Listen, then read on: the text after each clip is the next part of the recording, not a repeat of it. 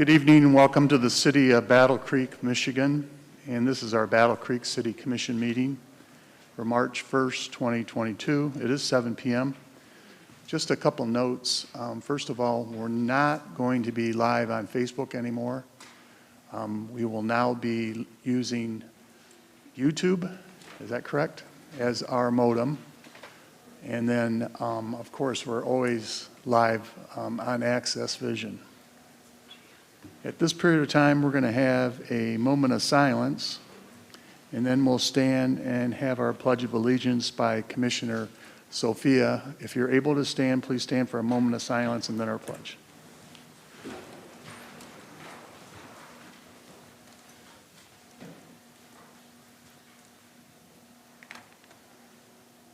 Commissioner Sophia. I pledge allegiance to the flag of the United States of America and to the republic for which it stands, one nation, under God, indivisible, with liberty and justice for all.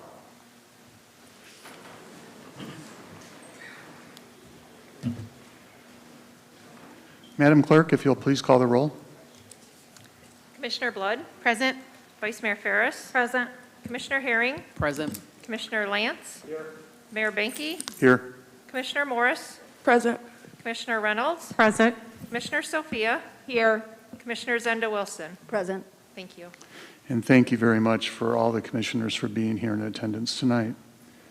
First item on our agenda is a proclamation and reward. I'd like to call the Delta Sigma Theta Sorority. Ladies, please come forward for a presentation and then a short communication from their organization about Women's Month and how their organization will be carrying out a lot of those attributes during the month of March.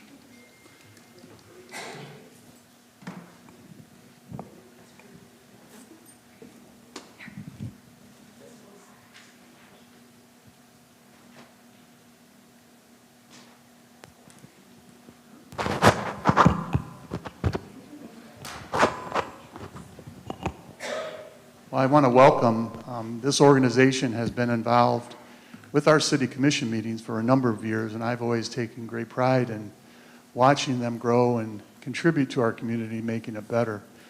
So please allow me to read the proclamation, and then we're going to have a short discussion about some of the things that they're doing during the Women's Month, which started today. Whereas Delta Sigma Theta Sorority was chartered in Battle Creek, Michigan on Saturday, January 12, 1980, with Miss Gulf, Midwestern Regional Director, present, and whereas the membership of the Battle Creek Alumni Chapter began with 12 original charter members. Are there any charter members here? No. Oh, okay. We'll have to get for next year a charter member. And expanded its service area and membership within that service area to Calhoun and Eaton County, except for Dimondale, Eaton Rapids, Holt, and Lansing Delta Townships. And whereas Delta Sigma Theta Sorority Incorporated is a private, not-for-profit organization whose purpose is to provide assistance and support through established programs in local communities throughout the world with a public motto of intelligence is the torch of wisdom. The organization is a sisterhood of predominantly black college-educated women, and whereas the sorority provides an extensive array of public service initiatives through its 5-point programmatic thrust of educational development, political awareness and involvement, international awareness and involvement, economic development, and physical and mental health. And whereas since 1980, the members of the Battle Creek Alumni Chapter have been actively helping to make Battle Creek a better place to live with programming such as Lunch with Santa, scholarships for black female high school graduating seniors since 1984, health information tables, and events on breast cancer, diabetes, and heart health. Delta GEMS mentorship program, virtual forums on expungement, voting, estate planning, and public board service at local, county, and state levels, and the Calhoun County minority-owned business listing since 2016. Therefore, on behalf of the citizens of the city of Battle Creek, we proclaim that the Battle Creek Alumni Chapter of the Delta Sigma Theta Sorority be recognized for its 42nd anniversary in the celebration of March 2022 as Women's History Month in the greater Battle Creek area, and we urge all residents of the city of Battle Creek to recognize the valuable impact that the Battle Creek Alumni Chapter of the Delta Sigma Theta Sorority has made to our Battle Creek community. And on behalf of this Battle Creek City Commission, we say thank you from the bottom of our hearts. We appreciate everything that you do to make our community better. Lynn, can I call upon you, or will you direct me in the right direction of who will be making the comments? Thank you. Thank you so much, Mayor. I have prepared comments. Good evening, Mayor Bianchi, Vice Mayor Ferris, and to all the members of the Battle Creek City Commission, city staff, and residents of Battle Creek. My name is Lynn Ward Gray, and I'm the president of the Battle Creek Alumni Chapter of Delta Sigma Theta Sorority, Incorporated. January 12, 2022 marks our 42nd year of serving Battle Creek, and we are proud to continue that strong record of sisterhood, scholarship, service, and social action with our visit to this chamber tonight. We continue to select the month of March to place a spotlight on Women's History Month, our sisterhood month. Watch out Facebook timelines, it's about to blow up this whole month. Just get ready. And the many accomplishments and contributions women have made to our society and the city of Battle Creek. We are proud of the women majority and Black women representation on City Commission. Bravo. Additionally, bravo. Nothing against you, Mayor. Bravo. I would like to thank all of the members standing with me in this assembly and virtually, including at-large City Commissioner Soror Carla Reynolds. Thank you, my sisters. Through the proclamation, you've heard our history nationally and locally, and the brochure that you received gives the context of our social action work along with questions. Thank you in advance for your responses. In addition, we amplify the public statement released Friday, February 25th by our National President and Chair, National Board of Directors, Elsie Cook Holmes, calling for the swift confirmation of Ketanji Brown Jackson to the United States Supreme Court.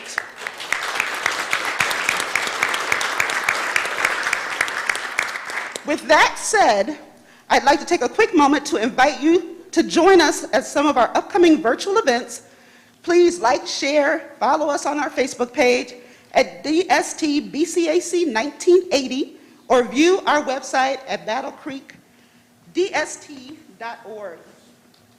All events begin at 7 o'clock on Facebook Live. We've been going virtual like everybody else. First up, we have breath work and meditation. So we were talking about a little bit of mental health and mental crisis. This will be a great opportunity for you to join us. That is with Koya Webb on March 10th.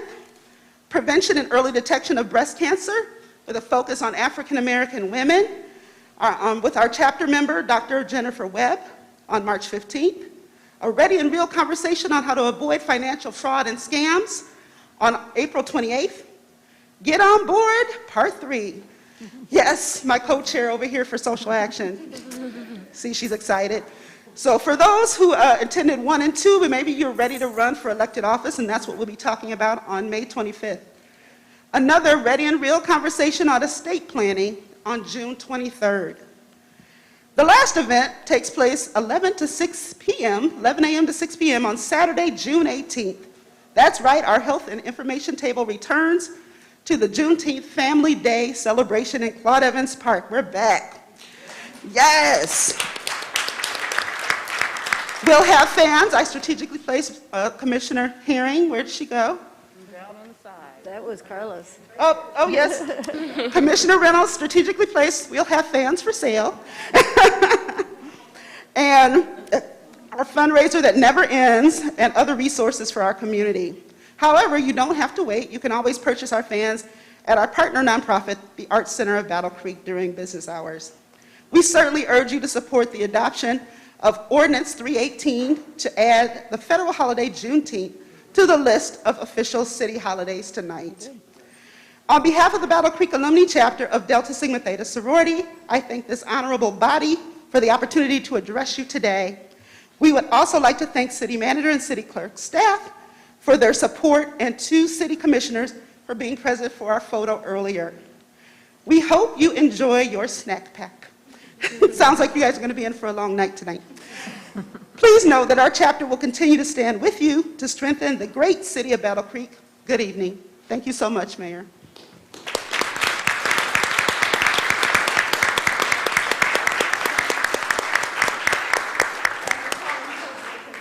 All right, and while he's doing that, I'm just going to chat a little bit. I want to thank you for your organization and their efforts to really celebrate Juneteenth in our community. Because of your work and action and a host of a lot of other people in the Washington Heights area, the City of Battle Creek has made a decision to celebrate with a holiday for our employees for Juneteenth. So we thank you. If there's anything that we can do in Battle Creek, is we can celebrate a special holiday, and we're going to make it official here tonight. So thank you once again for all your work. I urge you to continue to work in our community to make Battle Creek better for all the people. Thanks. Thank you so much, Mayor.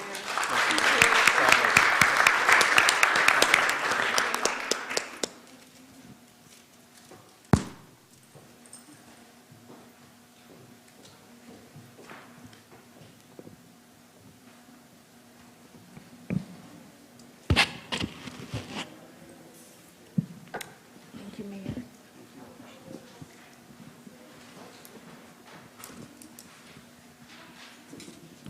Next item on our agenda is the chair noting any added or deleted resolutions, and I'd like to call on our city manager for a moment. Thank you, Mayor. I need to amend Resolution number 320 on the consent agenda to keep the appointment of Mr. Freeman and remove the appointment of Ms. Gamble. Additional information was shared today that we need to go back and address, and so I ask the commission for your permission to make that amendment. Okay, thank you very much on that. Are there any other added or deleted resolutions? There are not. Thank you very much, Madam Clerk. Next item on our agenda is petitions, communications, and reports. There were none. Thank you very much. Next item on our agenda is a public hearing, introduction of ordinance 04-2022. Madam Clerk, when you're ready.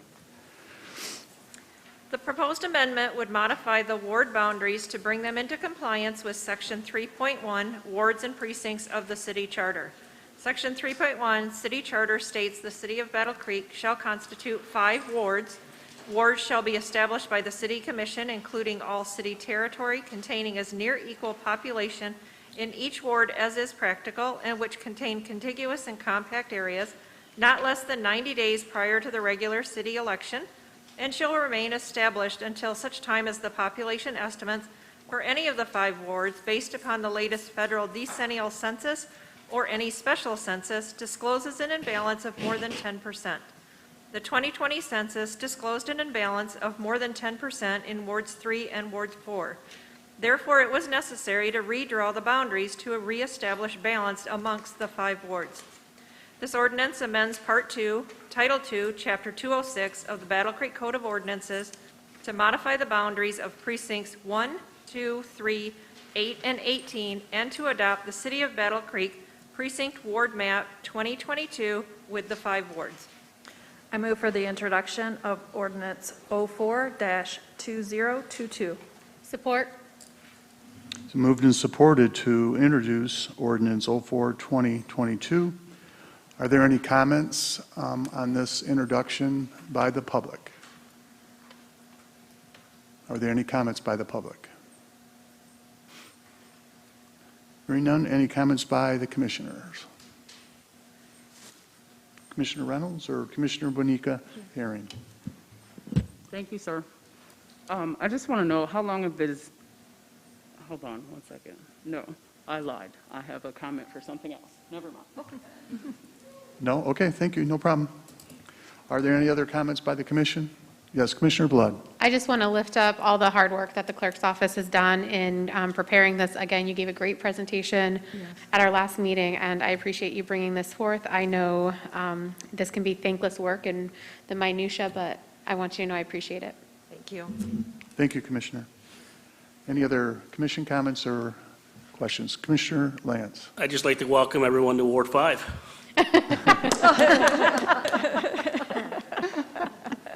Any other comments? Seeing none, would you please vote on the introduction of Ordinance 04-2022?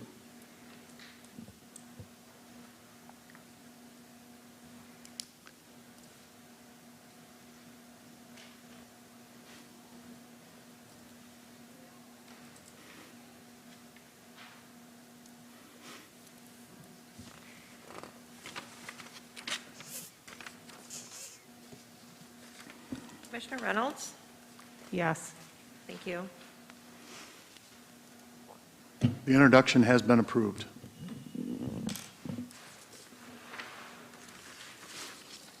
Next item on our agenda is the introduction of Ordinance 05-2022. Madam Clerk, when you're ready.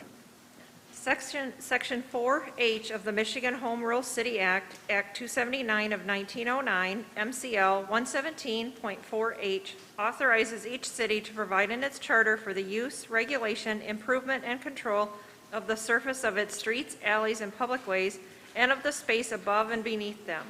The Battle Creek City Charter has included such a provision in Section 4.3E.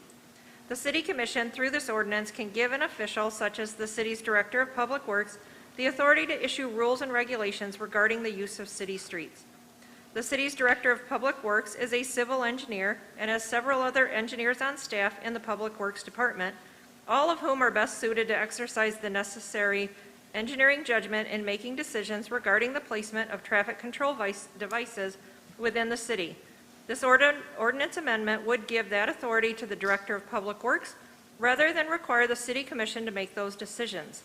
This proposed ordinance amendment would still require the approval of the City Commission prior to the adoption of a rule or regulation. Sorry, my staple's in the way. Concerning one-way streets, roadways, or alleys, or the prohibition of parking extending for more than one block. That would take place after a temporary traffic control order has been in place not more than 90 days, and it would come before the Commission with a resolution seeking to make it permanent. This proposed ordinance, number 05-2022, would amend Chapter 410 of Ordinances, Uniform Traffic Code, by adding Section 5, Traffic Control Ordinances, to give the authority to the Director of Public Works to issue certain traffic control orders and to specify those instances where City Commission authority is required. I move for the introduction of ordinance 05-2022. Support.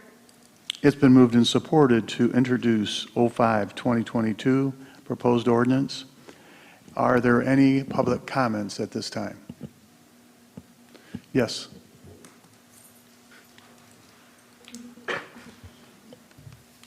Mayor, Commissioners, I'm Mary Lou Ramon, and tonight you're being asked to consider an ordinance giving sole responsibility to the Public Works Director to issue certain traffic control orders, meaning putting up things like stop signs without Commission consent.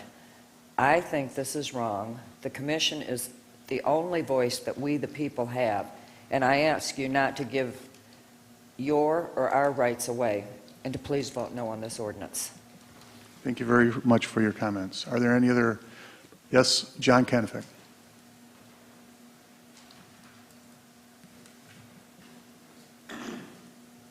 John Kennefick, 234 South Avenue. In regards to this matter, it's interesting because just recently at the City Commission, there was a controversy in regards to the territorial stop sign placed there. You decided with a 4-4 vote that it would be removed. This is an interesting issue because it does take power out of the Commission and the right for people to come forward and have a concern one way or the other, and you're eliminating that right. Many, many years ago, there was something very similar, not similar to this, but there was a process in place that would allow people that went through the Housing Board of Appeals to come in front of the City Commission and plead their case. If you turned that person down, what would happen is they would continue on and probably be cited or whatever like that. But if you agreed with them and didn't want them to be damaged, because a lot of people are low-income people, it would start the process again. But you didn't want to deal with that because it might be a hard, difficult decision to have a problem and look bad in front of the rest of the citizens of Battle Creek. But you did remove it. So people didn't have that voice to come in front of you and explain their concerns. Just like today, I would suggest you vote against this or turn it down, because you say you want to hear the rights and opinions of the people that stand up here, then you transfer that right or authority to a government official, neutralizing you in the process. I don't think you're going to do it, but I can only hope. Thank you.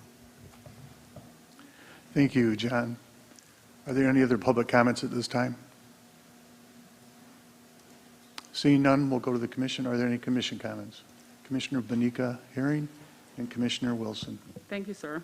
I'd just like to thank everybody for coming out tonight. And I have a comment that I would like to read and then a question from a member of the community. The question is, how long have decisions surrounding traffic control orders been voted on by the commission? Decades. I think it was in 70, Okay. 1970. And then I'd like to quote a comment that came from a community member as well. And it says, "This ordinance takes away from the voice of the people, and while some were upset by the previous ruling that happened on the 15th that led to this change, the commission represented the voices of the people we represent." Okay. Thank you. Thank you, Commissioner. Commissioner Wilson? Yeah, I know that, thank you, Mayor. I know that a lot of thought went into the introduction of this ordinance, and I would like City Manager Fleury to have an opportunity to talk about some of what she learned between our last conversation and why it's been brought to us tonight. Sure. Thank you, Commissioner. I appreciate that. This is an unusual introduction, but there were several questions that were raised by commissioners, by staff, and by the community after the discussion on the last traffic control order. And in order to bring that into a transparent conversation, it needs to come back in front of the body so that those questions could be answered in a public setting and not violate the Open Meetings Act. Questions were raised about, is the commission the correct body to make these decisions? You know, that's not, we're not saying it is or it isn't. It's important for the commission to discuss that. And somebody asked that they had heard that another community had made that decision. And so we did some research, and I give City Attorney Steele a lot of credit for kind of talking through what other communities have done. So the communities of Albion and Ann Arbor, North Muskegon, and Schoolcraft have all placed that authority with either the police chief or the city engineer, city manager. And so we wanted to be able to share that information with commissioners so that you can deliberate on that particular information. The question did come up. If you have engineers that are trained in traffic safety, is that the right body or person in a municipality to make that particular decision? It was asked by members of the community. It was asked by a couple of commissioners. So we want to at least say we were asked the question, and in our research, we found other communities that have done something different, and it isn't the elected body that makes that final decision. Ultimately, staff understands and the administration understands that it's the commission who needs to make that decision. So putting it on the agenda gives us a chance to speak about it, and then the commission can consider it as an entire elected body. Thank you, Commissioner. Do you have any other points you Yeah, want to? just one follow-up question. How would you see, and in those other communities, were there examples of how the community, yes, thank you to you, Attorney, how they actually went about garnering community input on decisions such as these? So I'm not sure, how they've done that. I did want to add that our ordinance actually has been silent on this. The only mention about temporary traffic control orders is on what is permitted to be on the consent agenda. It doesn't say the commission has to make this decision, but if you haven't given the authority to somebody else, then kind of the fallback position is that it would have to come to the commission. So nowhere in the ordinance does it say only the city commission gets to make this decision. I don't know how the other municipalities do that. I also did find that Grosse Pointe Woods leaves it to the DPW director, and then Kalamazoo actually has a number of these decisions that, I can't remember if it's a public safety director, and then they have like a traffic board, and then they have something else where the commission actually could basically do a veto by a motion, by a resolution, or by an ordinance. But those decisions really are left with the city manager and either DPW director or public safety director. So, but I can just tell you that's what I found in doing some research on Lexis about other ordinances. Mayor, if I may add, Commissioner. Go ahead, City Manager. Thank you. In some of the communities that I was able to speak with, if a decision was made by the city engineer, city manager, DPW director, police chief, and it was not liked by the community, they have a mechanism that the community would bring it forward, and then it would come before the elected body to consider all the concerns, weigh that, and could potentially overturn the decision of staff. But again, the attorney would have to walk us through that, and they have a process that they've utilized in that particular instance. Are there any other commission comments or questions? Commissioner Sophia. Thank you, Mayor. So I think I have a procedural question. So if one is opposed to this ordinance, and if there are enough commissioners that are opposed to the ordinance and it's voted down prior to introduction, does it just go away? Or? Yes, it can't be adopted until it's first introduced at a prior meeting. So I just wanted to confirm that it was not, you didn't have to introduce it to then reject it. Correct. Okay.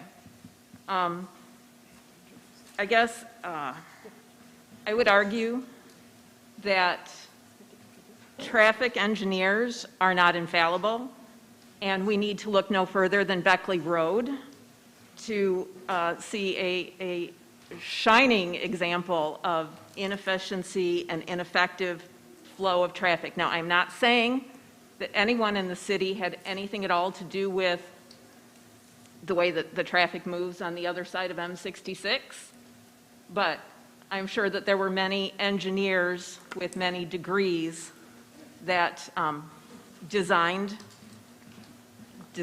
that particular, I don't know, way that the traffic is supposed to move. They can make bad decisions, and regardless of their education, the number of degrees, or the number of boxes they can check on their warrant list to justify decisions and recommendations, they can be wrong, regardless of how good something may look on paper. Perhaps just because we can doesn't mean that we should. I am voting no on this tonight, and I would encourage my colleagues to join me. That's all. Thank you, Mayor. Commissioner Morris. I don't want to say that I don't have faith in our DPW department, because I definitely do, but I know that they won't be there forever, and this commission won't be there forever. So I'm not really comfortable with the ordinance the way that it is. I don't think that there's enough checks and balances for me to vote yes on this tonight. Are there any other commission comments or questions at this time? Commissioner Reynolds? Nope. We're going to go. Commissioner, Vice Mayor Harris. Thank you. Here's just a little bit of my thought process going into this. As a community that has chosen a city manager, council, form of government, we have chosen to give certain powers to our city manager and to the staff of the city. And there are many decisions affecting everyone day to day that never come before this body. And it's because we've entrusted the city manager and we have entrusted their staff with using their expertise, their talents, their research to help make the best decisions they can, guided by this body. I am not a traffic engineer. There are not any traffic engineers on this body. And I feel that when it comes to decisions like this, we need to entrust experts. I think that it's important also with this process that we do have some sort of a mechanism by which the people can voice their opinions on these matters, say if it's not working, so that they are able to have some sort of discussion with us. But on this, I support the experts, and I really see our role in the most simple form of, being able to oversee a city manager, a city attorney, and the budget of this city. I don't see it as our role to regulate traffic. And so I will be voting yes on this. Thank you. Thank you, Vice Mayor. Are there any other commission comments at this time? Commissioner Bonica Herring. I would just like to say our role is to represent the community of Battle Creek. Thank you. Thank you, Commissioner. Any other commission comments? Commissioner Lance and then Commissioner Blood. So does, the timing on this amendment obviously is very intriguing based on the most recent vote. My concern isn't necessarily the expertise that is offered to put these traffic control devices. I'm not concerned about that. My concern is once they're put in there, you indicated that there could be a process to rescind it if it is. I'd like to know what that process is before I vote giving the authority to an unelected official. And I don't know if the department head has any other unilateral authority in the city to implement anything either. I'd like to know that question. I guess I would like to know what is the process to override something like this, and if we don't have it, I would like to see that first before I vote on this. So, and maybe Carl Fetters would have something to add to this, but this is only coming up when you're looking to add something to an existing road. Of course, when things are designed initially, none of that comes to the commission. Those are just decisions that are made with the engineering department. So this is when you're looking to make a change. There's nothing in what has been presented here to give that kind of veto power. I can tell you what Kalamazoo's ordinance says. It says the city commission may override any decision by the traffic board or the traffic engineer by ordinance, motion, or resolution. Any order promulgated by the traffic engineer or the traffic board shall have the same effect and may be enforced in the same manner. That part doesn't matter. So that's the provision that Kalamazoo has added to theirs. I didn't see other ordinances that had that, but it kind of sounds like Rebecca did. So, that's something that could be. And ours presently does not have anything, no process right now. If we approve this, there's no process. Correct, other than to say to the city manager, listen, we're not happy with how this is going, and then have, the city manager take some action as a result of that response. I mean, again, I'm not an engineer, thank God. The world's luckier that way. But it takes us 3 commissioners to put up a flag, and we have a process for that. To me, we need a process to rescind this before I'm willing to vote on this. So that's, I mean, if that's something you're interested in, one of 2 things, either this could give, if this is voted down today, then say you can bring it back and add in a provision about, similar to what Kalamazoo has to override it. You could motion to amend and add a provision to give the city commission the power to override any decision. So amend the introduction, a couple of options. And again, I have all the faith in the world of our city engineers, and I certainly would trust them to put anything. I voted yes on the last time we changed it. But again, I also respect that the people have different views on some things, and if there's no process to get this back in front of us, I guess I will vote no on this simply because there's no process to rescind it. But I certainly agree with giving the engineer authority, if that makes sense. Thank you, Commissioner. Commissioner Blood. Yes, thank you. So I appreciate all the comments of my colleagues. This is an awkward, difficult conversation to be had, but as someone had pointed out, sometimes awkward, difficult conversations need to be had. So as this is written, I agree with my colleague, Commissioner Lance, and a few of my other colleagues, in that as the way this is written, it's not enough for me to support it either. What I'd like to see is for us to either turn this down or adjourn it until staff can go back and add some parameters or go back and add some details in it on how people might rescind or be involved, or the community engagement part of it that should be on the fore end of the process, not the back end of the process. And so as it sits tonight, as it's written, I will not support it either. But I do appreciate engaging in the conversation and at least beginning the talks. Thank you. Thank you, Commissioner. Are there any other commission comments at this time? Seeing none, would you please vote? Actually, Mayor, I'm sorry, I do just, No problem. too late, Vicki, I'm Go sorry. ahead. Your button. It sounds like a lot of us would support this with additional work. And, sorry, I'm just thinking through how I would like to make this a motion to postpone this vote in some way until we can So, add in additional mechanisms by which the public can give input. so you could make a motion to adjourn the introduction until a future meeting, and then give me some parameters of what kind of things you would like to add in. It sounds like maybe some public engagement before a decision is made, and to give this similar provision to what Kalamazoo has. The City Commission may override any decision by the Department of Public Works Director by ordinance, motion, or resolution.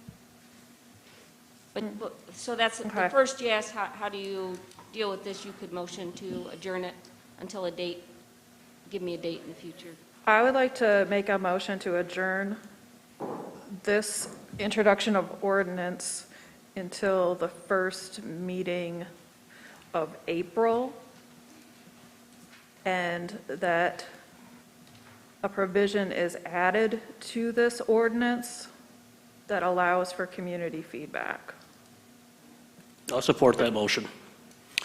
We do have a motion, and correct me if I'm wrong, a motion to postpone, did you say? Adjourn. To adjourn this until the first Adjourn. meeting of April, and that when it be reintroduced, it has a component that allows for community input. You're very good, and it's been... I'm sorry, I'm getting, No problem. I noticed it's been supported too. Now we can have discussion on that. Commissioner Reynolds and Commissioner Sophia. Thank you, Mayor. I just want to make sure that that's going to give enough time for us to receive that information. This is already the 1st of March, so we're looking at 30 days. So I'm just wondering if that's going to give us enough time to get the information we're looking for. Well, so one thing is Vice Mayor Ferris didn't ask for the override. I'm not sure if that was intentional. It sounds like others would like that override in there. I don't think it's going to take a whole lot for me. I mean, I don't think that timeline is a problem for me to add in a community engagement requirement, and I'll just, get some of that information from Rebecca. And I understand that was something they would have already done anyway. And then I could put in this override, and I guess you could kind of deal with it at the next meeting if there's not a lot of consensus. I will amend my motion to include that commission override as well. Okay. I'll support. I would take it that's a friendly Yes. change and support. Very good. Commissioner Reynolds, is there anything else you would like to say? No, thank you, Mayor. Commissioner Sophia? Thank you, Attorney. I guess my preference would be to see us reject this and then start afresh. And she can use all of the same components, but then there is no specific timeline, there's no, that allows us to have more conversations. I appreciate and I understand the desire for community involvement, but it seems like sometimes the extent of our community involvement is, just trust us, you'll learn to like it. We promise. And there needs to be more parameters around what specifically gets to that community engagement, and I don't know that we can do that in a month. So my preference would be to see us just reject this outright at this meeting, and then we can start afresh. Any other commissioner comments at this time or questions? I sense we're prepared to vote on the adjournment and the support that we had from Commissioner Lance on that. Madam Clerk, are you ready? All right. Would you please vote on the adjournment? I think Commissioner Morris has a question. So I already had my, oh, I see it changed. I was just wondering, do we have to X out and pull up a different vote, but it changed for me. Thank you. Can you clear the, Can I? Oh, yes, okay. Thank you. Excuse Sorry? me, sir. I think Commissioner Morris was saying she already voted earlier. I was going to vote, but I see it says motion postponed now at the top. Okay. So it was for something different. I didn't want to vote for the wrong thing. All right, very good. So can you repeat one more time what we're voting on, the adjournment for? The Vice Mayor made a motion to adjourn to the first meeting of April, where we will vote on it again with parameters that she suggested. Which included an element of community engagement as well as a city commission override, similar to what Kalamazoo has. Okay, thank you. Are there any other questions? All right, let's vote now.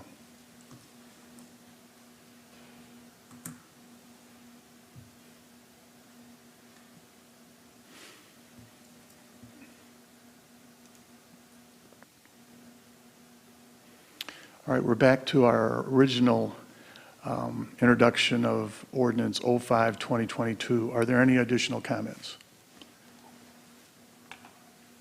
Seeing none, would you please vote on the introduction of proposed Ordinance 05-2022?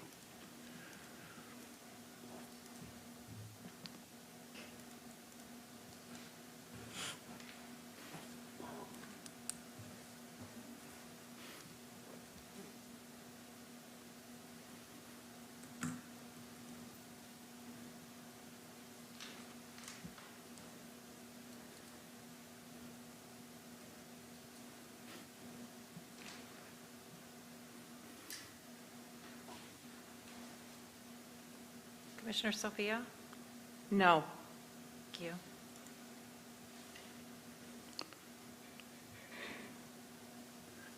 you. The proposed ordinance was not introduced. Next item on our agenda is the adoption of ordinance, Resolution 318, Ordinance 03-2022. Madam Clerk, when you're ready. On June 16, 2021, the U.S. House of Representatives passed the Juneteenth National Independence Day Act on a vote of 415 to 14, which had previously passed the U.S. Senate with a unanimous vote. President Biden signed the bill into law the following day. This legislation makes June 19th a federal holiday commemorating the end of slavery in the United States. This proposed ordinance amendment would officially recognize Juneteenth as a City of Battle Creek holiday and as a paid holiday for city employees. Note that pursuant to the ordinance, employees subject to a collective bargaining agreement, CBA, would need such a provision provided for in their respective collective bargaining agreement for it to be applicable. There are also several amendments in this chapter to ungender the language, as is the goal of the City Commission. There is also a revision made to reflect that the federal holiday related to the late Dr. Martin Luther King Jr. is the set day of the third Monday in February and not actually his birth date, which fluctuates every year. This resolution adopts ordinance number 03-2022 to amend sections 01 and 03 of Chapter 294, General Personnel Regulations, to ungender language and to add the federal holiday Juneteenth to the list of official city holidays. I move for the adoption of ordinance number 03-2022. Support. So moved and supported to adopt ordinance Resolution 318, ordinance 03-2022. Are there any public comments at this period of time? Are there any public comments? Seeing none, are there any commission comments? Seeing none, yes, Commissioner Wilson. Just my appreciation for staff for taking the initiative on this. This is progress, and I really appreciate it, so thank you. Thank you, Commissioner. Are there any other commission comments? Seeing none, would you please vote on the adoption of ordinance 03-2022?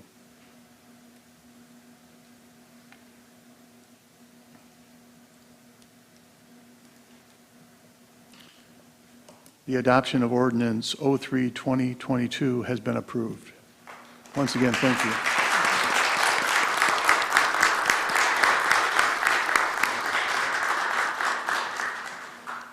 Next item on our agenda is public comment regarding consent agenda and resolutions not on the consent agenda. This is limited to 3 minutes. Please allow me to read this public comment. If you'd like to make public comment regarding the consent agenda and resolutions not on the consent agenda, please raise your hand and I will acknowledge you to come forward to the podium. You will have 3 minutes to make your comments. Please state your name and address before beginning your comment, so that we may be able to get back to you if you have questions. Are there any public comments at this time? Yes, Kathy.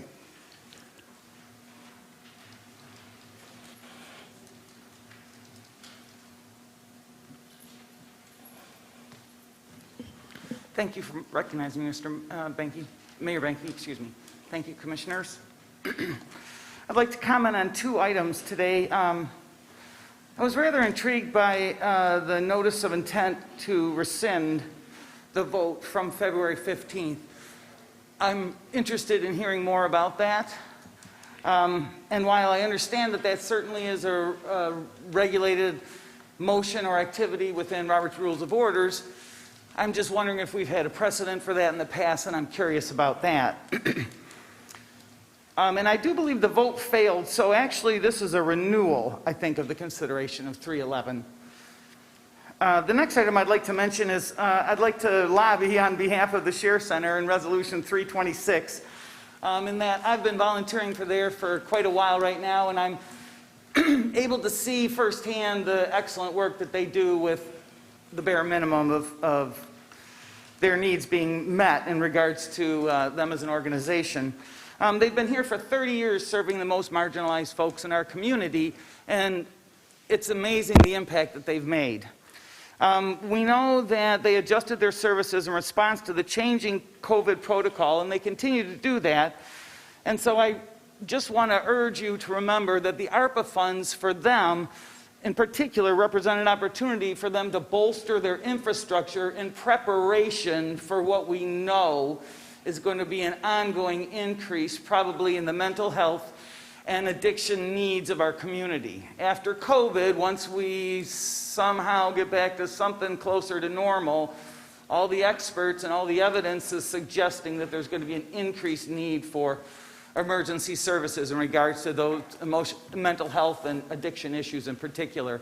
And I suggest to you that after 30 years of excellent quality work that the Share Center, amongst other organizations in our community, I'm not disparaging anyone else, I just want to really lift up the Share Center and tell you that these dollars would be really critical for their particular operation. Thank you. Thank you for your comments. Are there any other public comments at this time? Mayor, Yes. Mayor, can I just add, we are having some speaker troubles. The microphones are working, and so it's being recorded, et cetera, but I'm sorry, it's the speaker issues, and we're working on that. Thank you very much. Appreciate your comment. Yes, ma'am.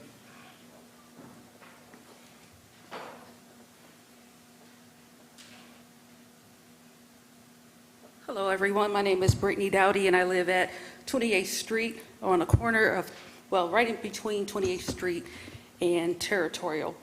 And last week I was on the news being interviewed about the controversy that is taking place of removing those stop signs. Actually, I did not make a comment because I really thought that the stop signs were going to stay there. I just moved to that area in October.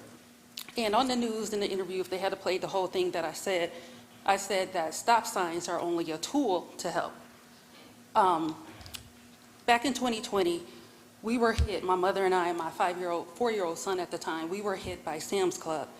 They told us if the driver had been going 5 miles faster, my mother would have died. She suffered from 4 broken ribs. At that time, the driver ran a stop sign. So the controversy is about stop signs, should it be there, should it not be there? One thing you said, Mayor, on the news was that if anything, and if I'm out of context, please forgive me, you said that the stop signs, you should look more into the corner of La Vista, something about La Vista, if it was something about that on your news article that I heard. But what I'm here to say is that just yesterday, there was an accident there. That could have been my kid. It could have been one of those school kids.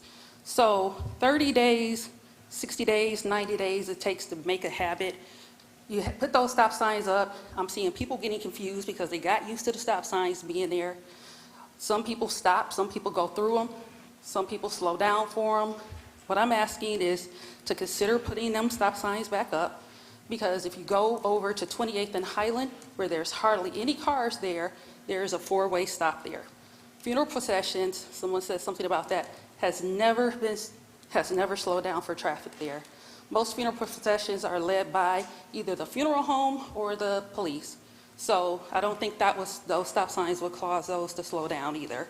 So I know the school hasn't reported anything, but this accident, and I can show you all or text one of you members, happened yesterday, just at that stop sign. So please consider bringing those back. Stop signs are a tool. We're arguing about it. We're playing politics about it. They're a tool that's just like having red lights, yellow lights on a bus. People will still run them. But I think with those stop signs, they did cause traffic to slow down a little bit. So please consider that. Thank you. Thank you. Are there any other public comments at the time? I just want to point out, we do not have a resolution on our agenda about the stop signs. So I just want to make sure everyone understands that. Are there any other public comments at this time? Excuse me, Mayor? Mayor? Yes. So this is an unusual procedure. There is that notice that there is a possibility a commissioner would bring a motion to rescind, and that motion also says to bring it back for consideration, that same resolution. So I think that's why you got a comment and why other people... Well, if that happens, I'll allow public comment on that resolution then. Okay. Are there, yes, ma'am. My name's Linda Taplin. I live at 1738 West Territorial. I don't understand. What are we doing then with 311? Are we discussing 311 is not on our agenda. It is not on your agenda? It is not on the agenda. So there is nothing here then for us to speak about? I'm sorry, I couldn't hear you. She was talking about having the stop signs replaced at 28th and Territorial. So this is not on here, even though it says that to Ma'am, rescind. let me make it very simple. If Okay, that good. resolution reappears tonight on the agenda, I'll allow everyone an opportunity to speak to that resolution. Okay, All right? okay. Thank you. I would like to see those signs come back. Ma'am, I live there and I watched the accident. I'm going to rule you out of order. All right? Are there any other public comments on our consent agenda or resolutions not on the consent agenda? Yes, John.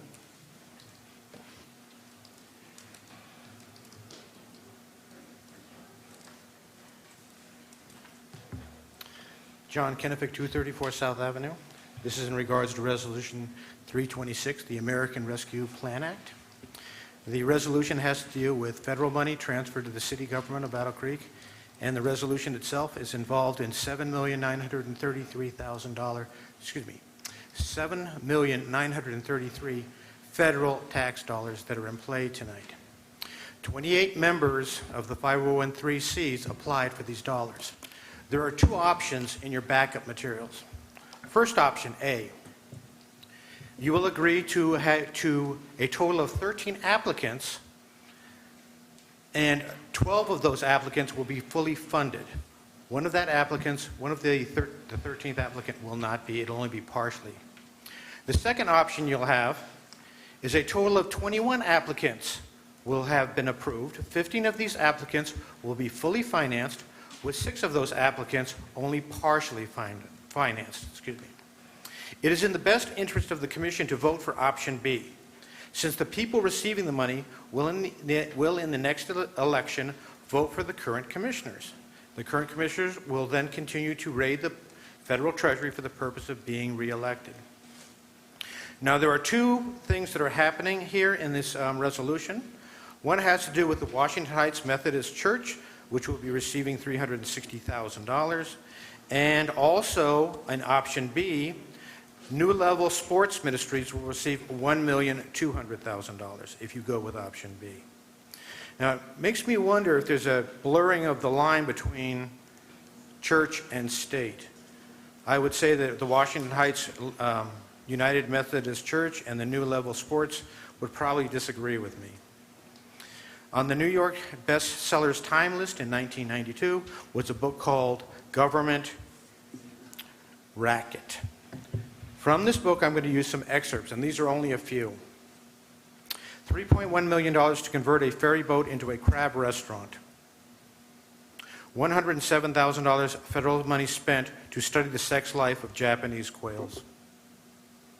$84,000 to be spent on how people fall in love. $219,000 federal dollars spent to teach college students to watch television. $1 million spent in Trenton, New Jersey, for a sewer historic monument. $33 million spent on sand pumped onto private beaches of Miami hotels.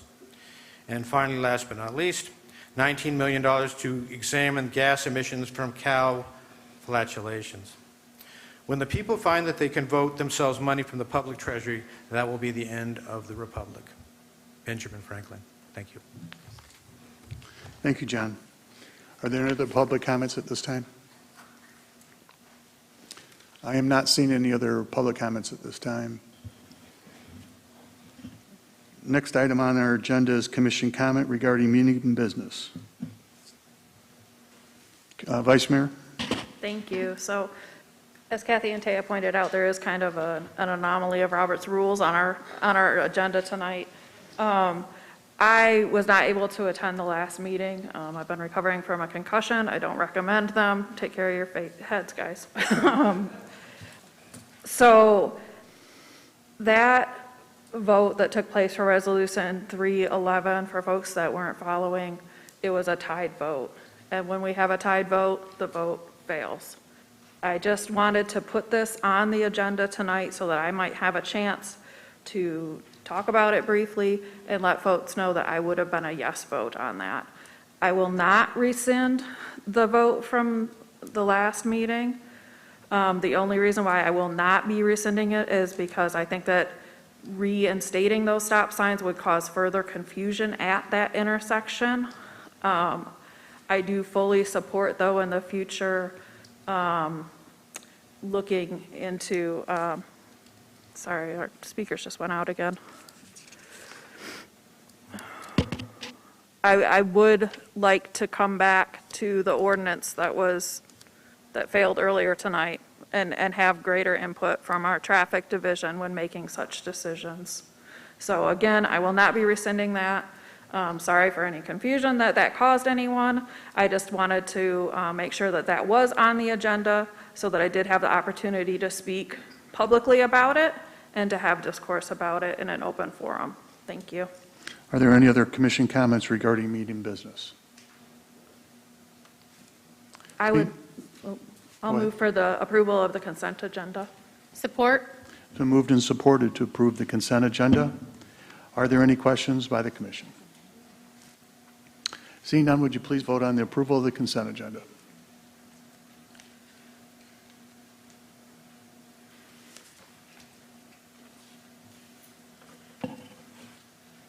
The consent agenda has been approved.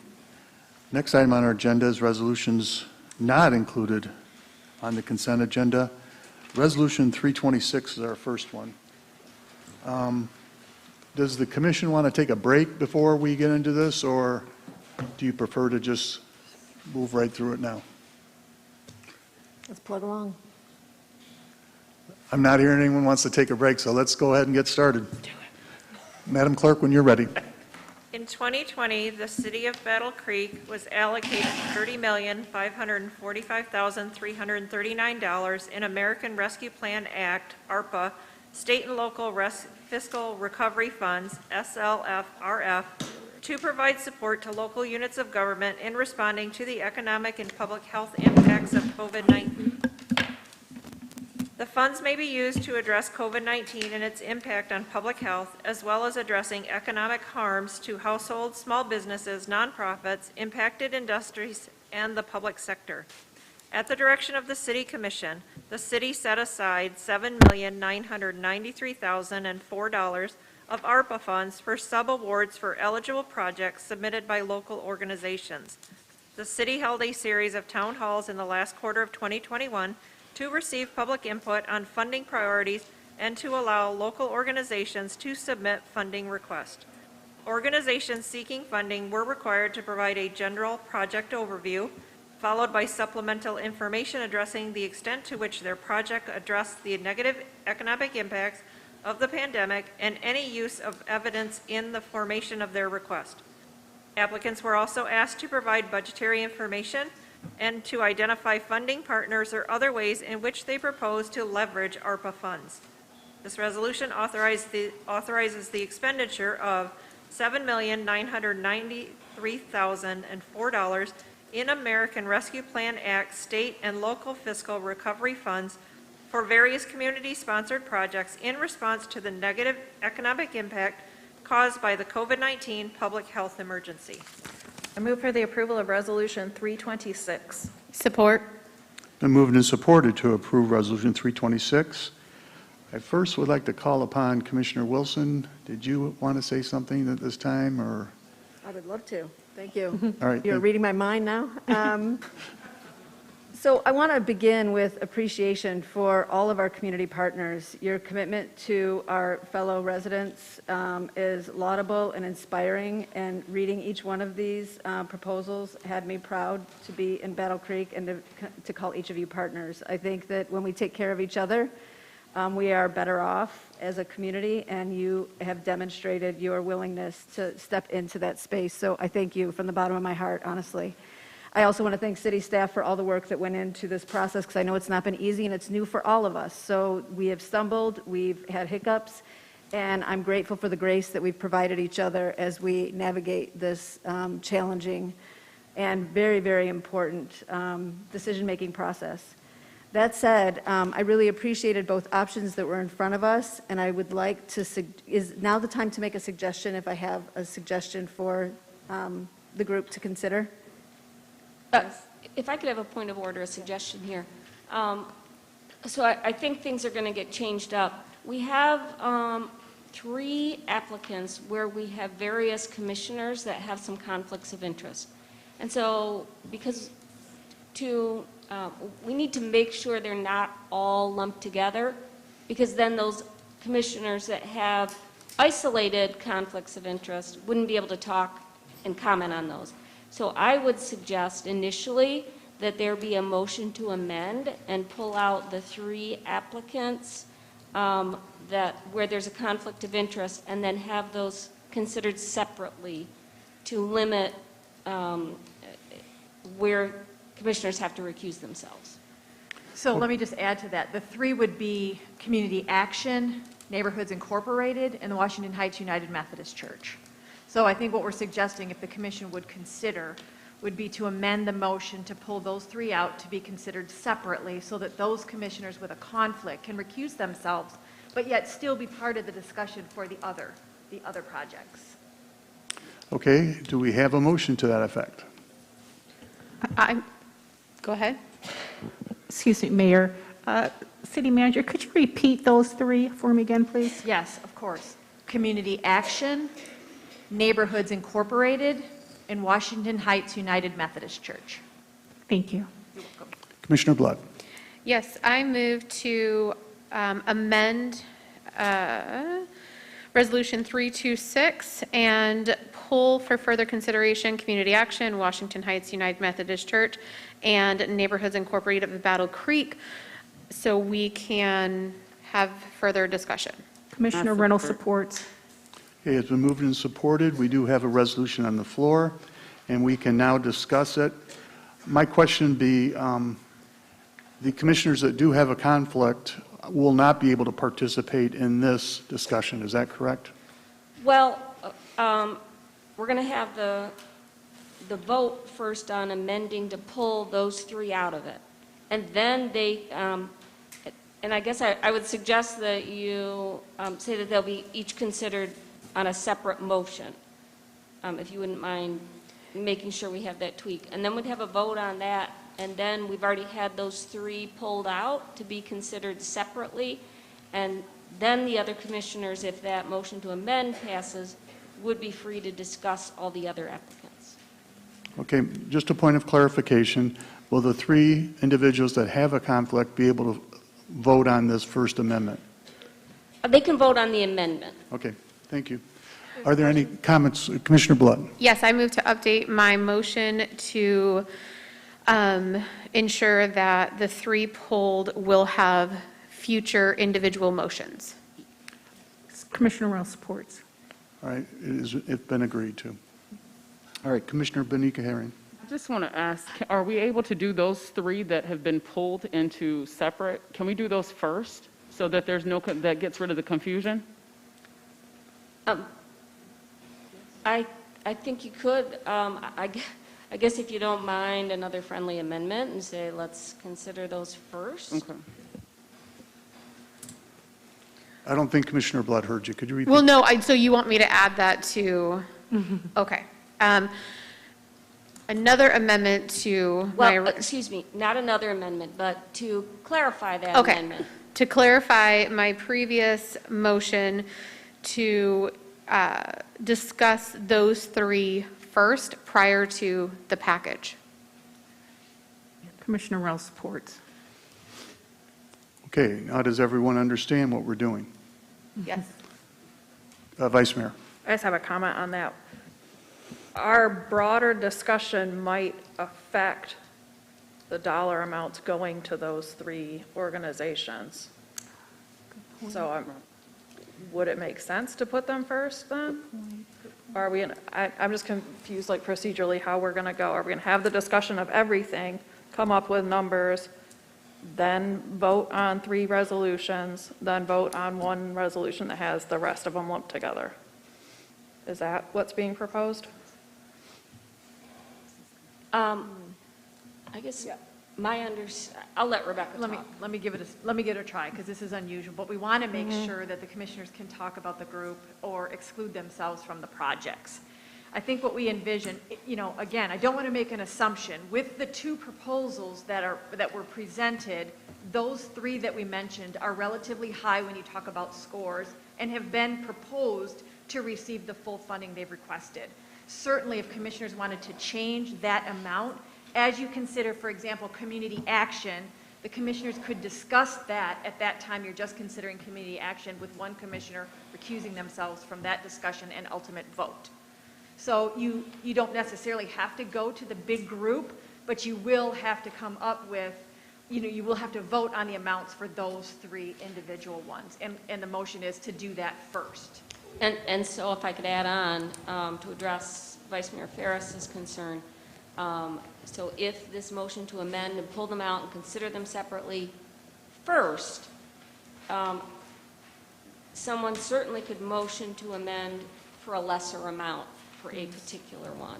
and then have a vote on whether to, if you have support, and then a vote to amend the amount. And if that passes, so I think that's how that would be. Yeah, I gotcha. Thank you. Okay. Can you give your mic to Ted? Yeah, let me, no, I'm sorry. Maybe I can do it this way. Just to clarify, Rebecca, I think that NIBC might be the outlier here because it is not necessarily recommended for funding in option A and is partially funded in option B. Fair. Thank you, Ted, for the clarification. Apologize for that. But to Jill's point, you could adjust those amounts as you consider each one of those three individually. Thank you. All right. Is there any further discussion on the amendment? Seeing none, would you please vote?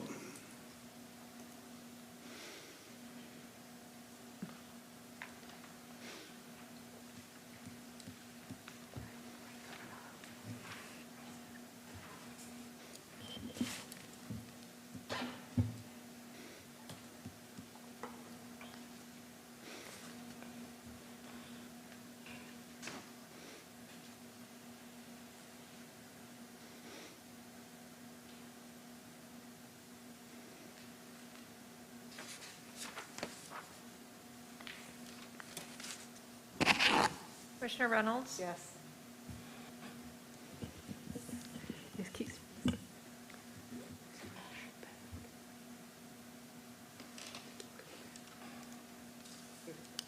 Okay, the amendment has been approved. Madam Attorney, could you please give me direction on what we're going to do next? Sure. We'll bring up one of these three and then one after another. So, community action. We're just doing it alphabetical, no preference, just starting with the community action. Very good. So I guess we would have a motion to approve in one of those amounts and support, et cetera. And Mayor, if I may? Yes. Clarity, at what point do I recuse myself if this is the one I recuse myself? Right from? now. Okay. Commissioner Zenda Wilson recuses herself from the vote on community action. You're recusing yourself from community action, you said? Thank you. All right, is there any other discussion on community actions? Commissioner Blood? No? No, are we deciding to make a motion on the amount? Go ahead, Jill. Yes, so someone would make a motion on an amount to award community action, see if there's support, and then go from there. Okay. Before we move forward with this, may I ask a question? Yes, then we'll go to the Vice Mayor. Oh, her hand was up for a second, wait. I was just going to make a motion to approve community actions request in the amount of $150,000. Commissioner Herring, second. We have a motion on the floor. Commissioner Blood. So my question is, for all of these organizations as kind of a lump, so when we approve this money, are we approving also any check-in processes, support through it, feedback, or will that come at a later time before us? City Manager. So it would include that we have to enter into and negotiate a subrecipient grant agreement that will include those parameters. Thank you very much. Any other questions? Mayor. Vice Mayor. I just wanted to mention also, I had the same sort of concerns for Rebecca, and I talked to her about it earlier in the week, and that was something that we had discussed, was, we're going to have those agreements, we're going to, be requesting receipts, there's going to be checks and balances as we go through this process, and especially it being federal monies, we have a lot of boxes to check. So I just wanted to let everybody know that. Thank you. Thank you very much, Vice Mayor. Any other questions? I just have one question. Go ahead, Jim. So depending on the vote, assuming that we approve the amount, is that amount immediately given? Obviously with the contract, or are we staggering these? Are we holding back any of the money? It's a good question. We envision this to be more on a reimbursable basis, or the city would be direct paying vendors. So for example, if there's an HVAC system, the city wouldn't issue a check to the organization, they would issue a check to the HVAC service provider. similar to what we do with our other small business loans, grants, and et cetera. That's very consistent with the city's process. That doesn't violate the distribution of ARPA funds? You're giving directly to a to a different entity that isn't the entity that we approved? As long as it's specified in the subrecipient grant agreement, we are eligible to pay vendors directly. Okay. And actually, if, Your Honor, if I might suggest that we have a motion to amend that first motion and then the subsequent ones added in, that to approve the funding in that amount and that the city manager enter into, execute a sub-award agreement with each sub-recipient in a form approved by the city attorney. That would cover all of those requirements and that kind of thing. That comes after this one is completed, though, right? No, see, that was in the resolution when we were going to do it as a package, and I really should have suggested that when I gave you the initial motion. I'm saying add it into the motions for the next one, but I would request that you motion to amend this motion by adding that language in, that there be a sub-award agreement with the sub-recipient in a form approved by the city attorney. Are you in agreement on that, I Vice will Mayor? make a friendly amendment to my motion that the city manager enters into a sub-award contract agreement with this recipient. With the sub-recipient. Does that in a cover form everything? approved by the- With the sub-recipient. Okay, and do we have an agreement to that? Commissioner Reynolds? Support. Oh, can you hear me? Sorry. Commissioner Rowe supports. Yeah, sorry. I support it. Thank you. We're going to take a break after this vote because something's wrong with the microphones. They're back now. I think it's the speaker, But, not the microphones, and we have to get somebody special to come in, and we're working through that. I don't have a good option to fix what you're hearing, but they are hearing you in the recording and through Access Vision. You're just hearing the speaker issues. Good. We can still take a break, though. But are there, Well, we have to. are there you have any a other motion. comments by Yeah. the commission? City Attorney? I was just echoing her. I think you're on the right track, Mayor, that we have motion on the table. All right. All right, we'll go ahead and vote on the amendment now.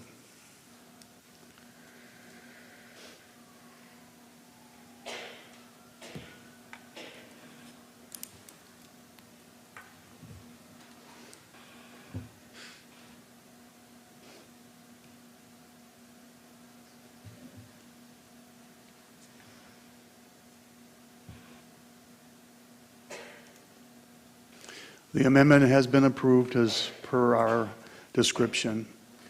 We will take a break, a very short break, maybe about 10 minutes, and then we'll be back here at 8:28.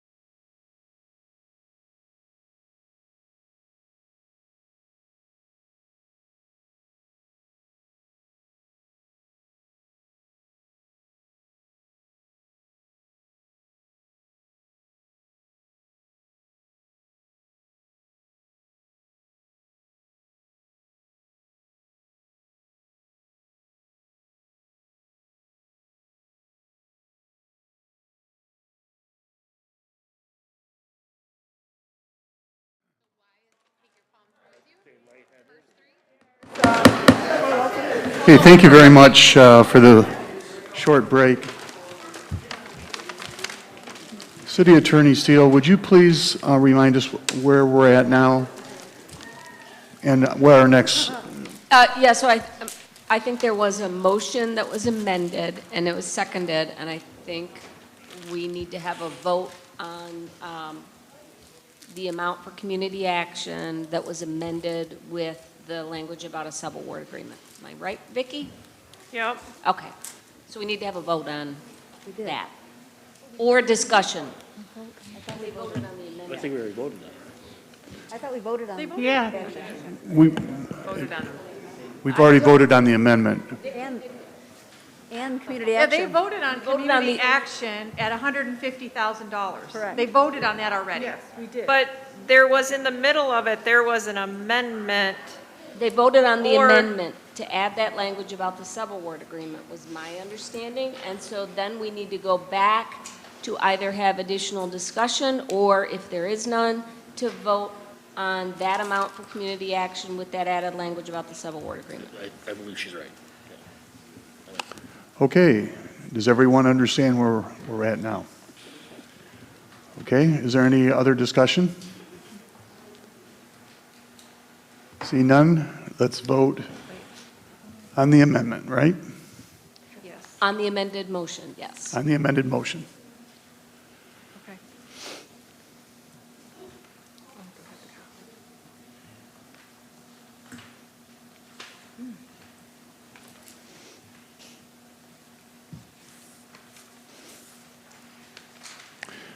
That has been approved, and Commissioner Wilson, you can now participate in the discussion again. Thank you. All right, now we're back. And how does the commission wish to address the next Neighbors Incorporated? I would like to make a motion. Repeat Hold that that. thought, because we need the two commissioners to Yes. recuse themselves. Yes, Mayor, I have to recuse myself. Okay, on Neighbors Incorporated, I right? sit on the board, yes. All right, very good. And sir, I do need to recuse myself as well for Neighborhoods Incorporated.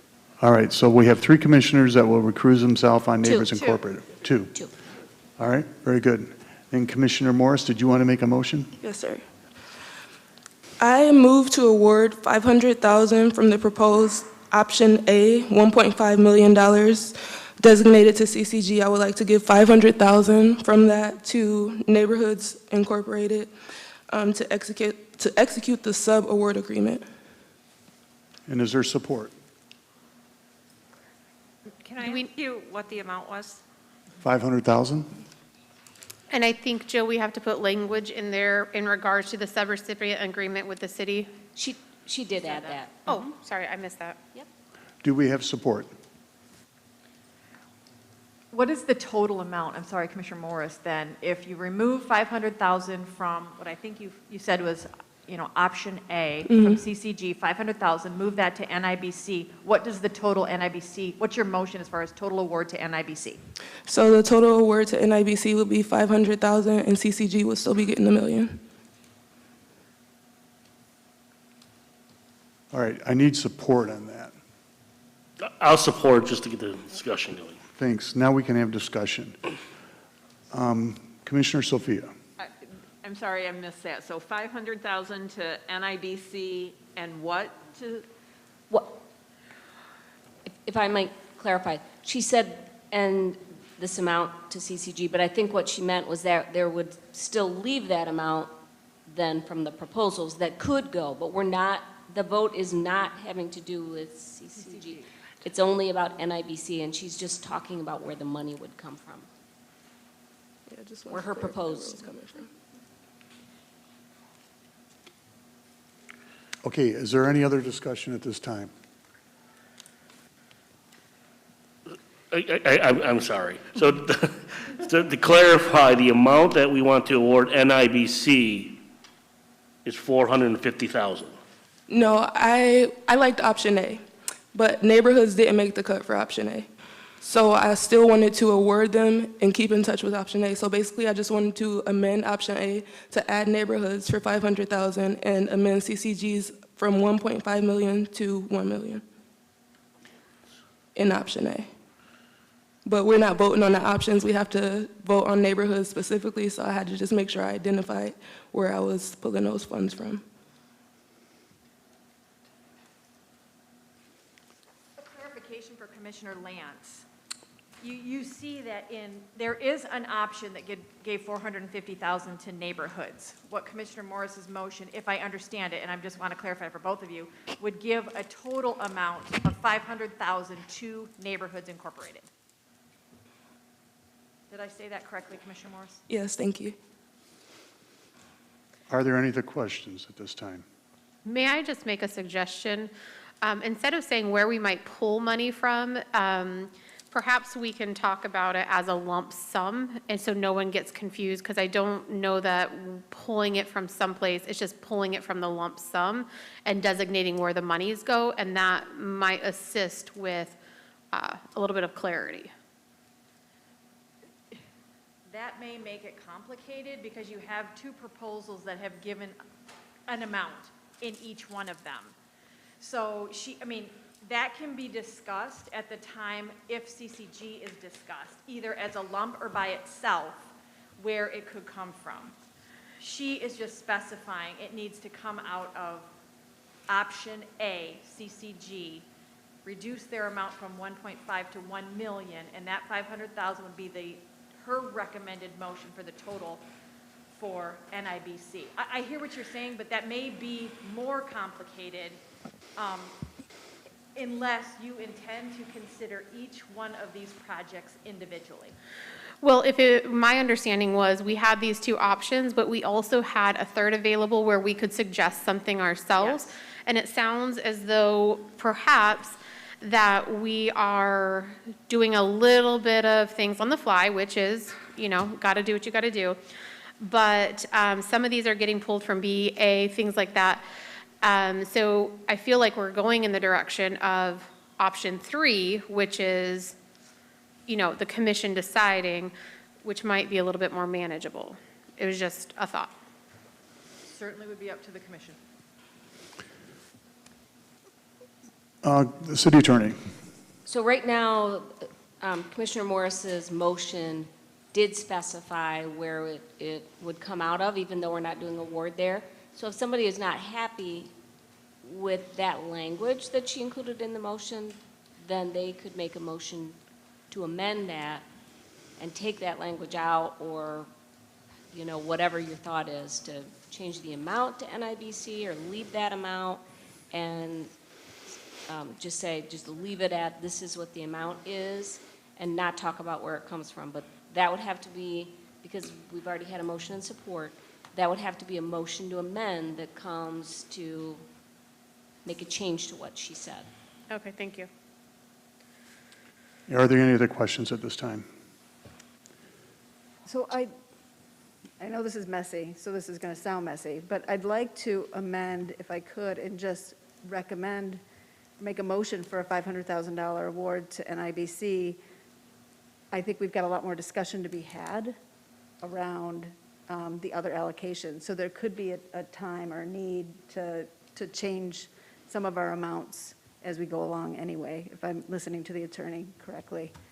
And I know I said that in the context of an amendment, and then I added to it. So I'd like to amend that if I can, that we suggest an award of NIBC $500,000 as a sub-recipient with the city.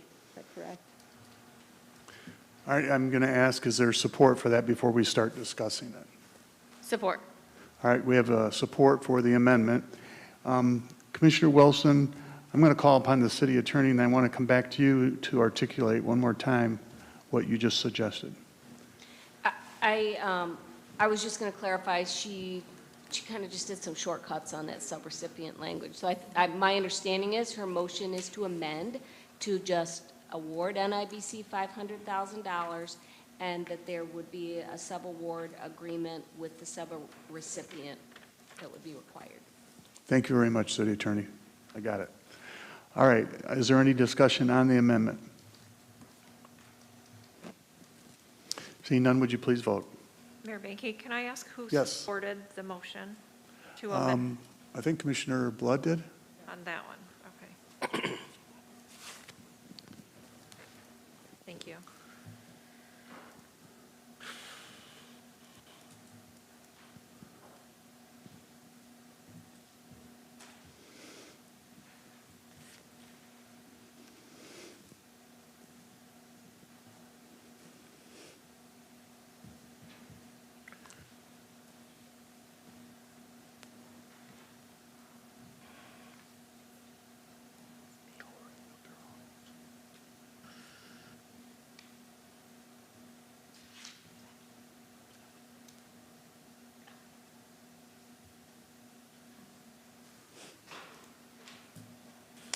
The amendment has been approved. Now, City Attorney, we're back to, Now you're back to, Washington Heights United Methodist Church. well, No. no, you got to vote on the amended motion. Oh, that's right, sorry. See if there's any discussion on it, and then vote on that amended motion for NIBC. okay, back to discussion on the motion. Is there any further discussion? I sense we're prepared to vote. Let's please vote. Mayor Banky, I'll need to know who supported that motion also. Supported Commissioner Lance. Lance, thank you. That's correct, right?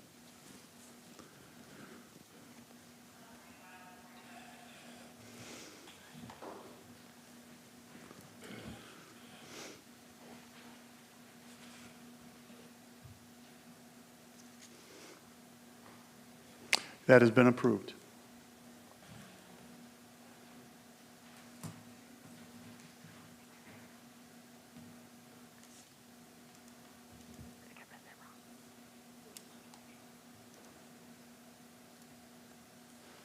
Okay, now we're back to discuss Washington Heights United Methodist Church. Commissioner Morris, please. I have to recuse myself. I'm the chair of the board of the Hub of Hope at Washington Heights. Thank you for the identification. Is there anyone that'd like to make a motion at this time? Vice Mayor? Sorry, that was kind of a tie. Did you want to go? Go.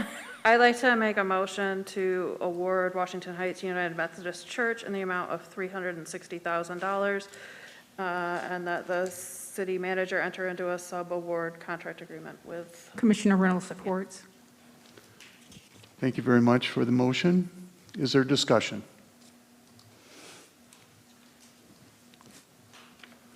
Seeing no discussion, please vote.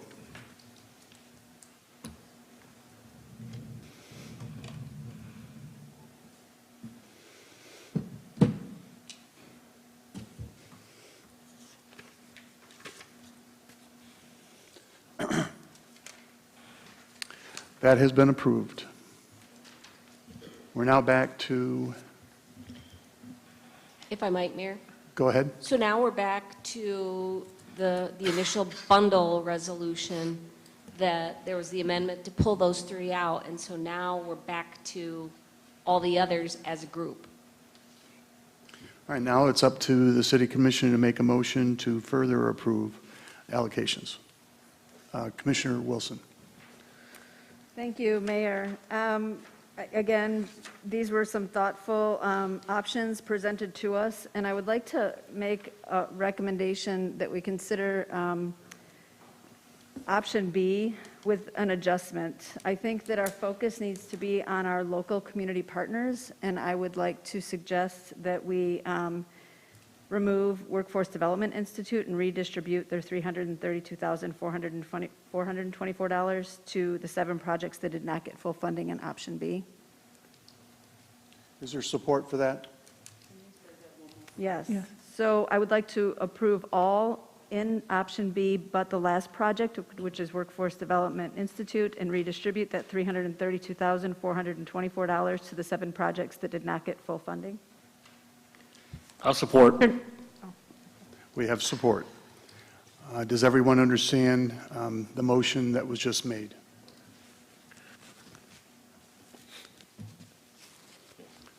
All right, I believe everyone understands, and are we prepared to vote? Please vote. I need just 1 minute to be able to All right, I understand. create the resolution. Are we not going to have discussion on it?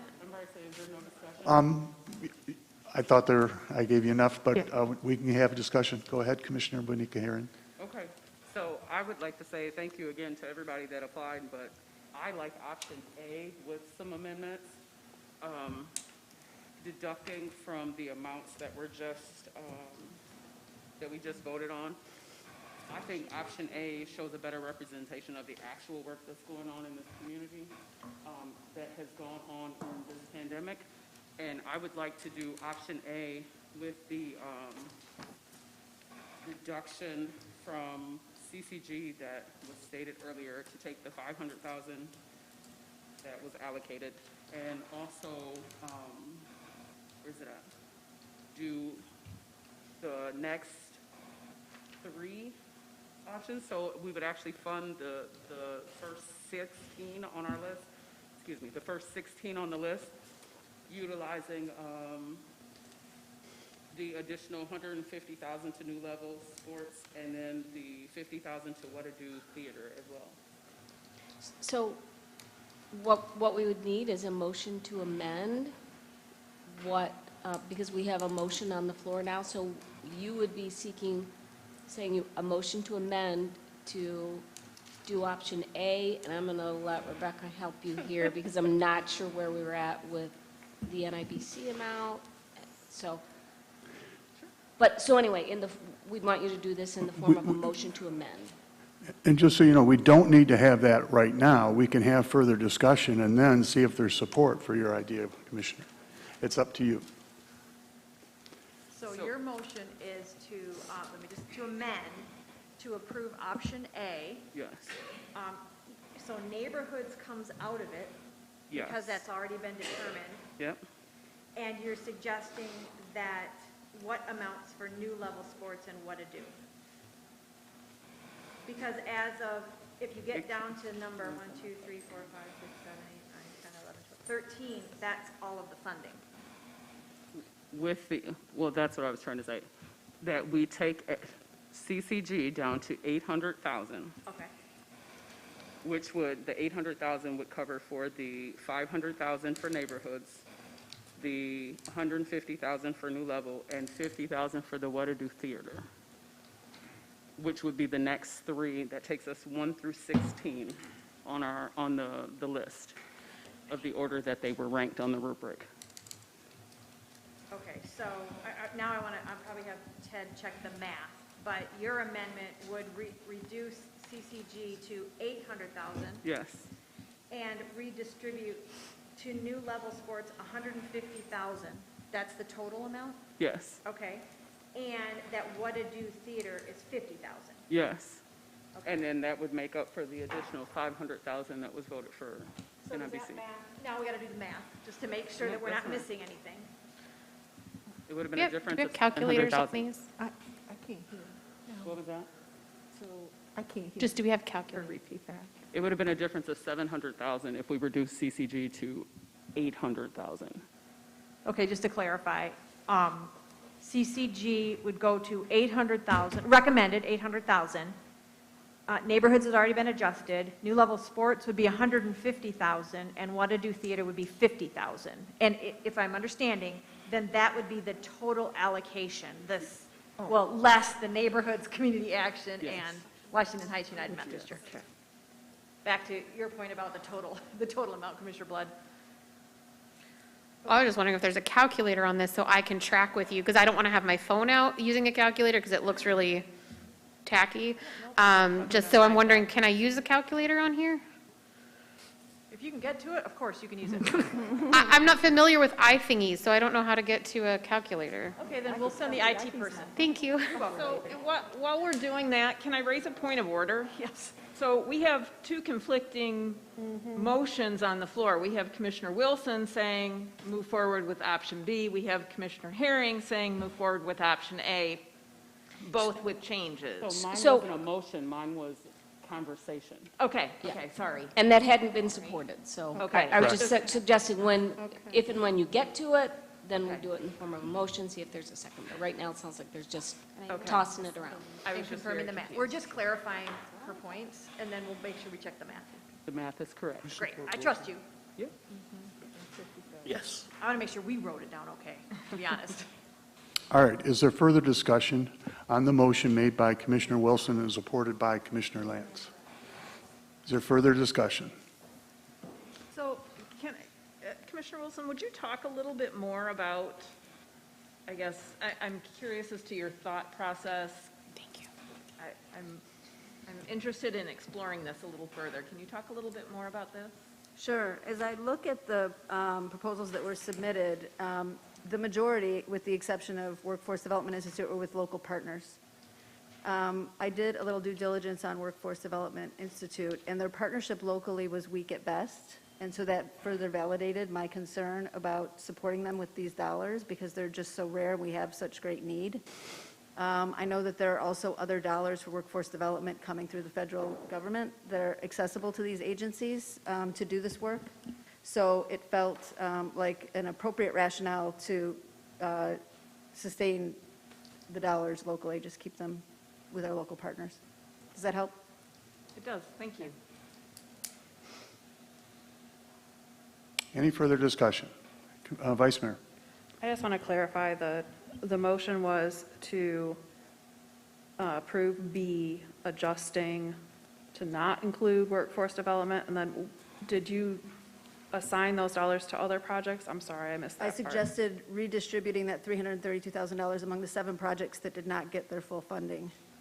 So Okay. redistribute it equally among those 7 that did not receive Okay. full funding. Did not get full funding or did not get any funding? Did not get full And funding. So the actually, 7, yeah. it will actually be 6 because we've already addressed Neighborhoods Incorporated. Oh, okay, so the 6 remaining that were not fully funded in option B, to redistribute the $332,000 among them. So I have a question about that. So some of those organizations only requested a certain amount. So you're saying the ones that weren't fully funded, so like New Level Sports, Rise and other things that were, okay. Thank you.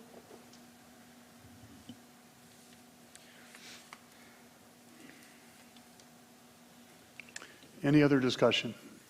So let me add, in her redistribution, I think I heard you say it would be equal redistribution over the 6 projects remaining that didn't get full funding, and that would be adding $55,404 to each one of those 6. Correct. Okay, thank you for that clarification. I hadn't caught that part about redistributing equally across those organizations. Is there any other discussion? Are we ready to vote? Commissioner Sophia. Well, I guess I'm curious, so that would fund basically 1 through 21, less 21, and then we've got 22 through 26 that we're actually, I mean, do we want to look at any of those that did not get any funding? And move them, I mean, if we're looking at an option B, using some of that, if we take out the workforce development, is there an interest in potentially funding any of those that did not get, that didn't rise to that level? Any discussion on that? Commissioner Blood. No, I was pointing over to. Commissioner Bonica. So I just have a question. So in all fairness, we use the rubric so that we could just score the projects by level of importance and how they affect this community.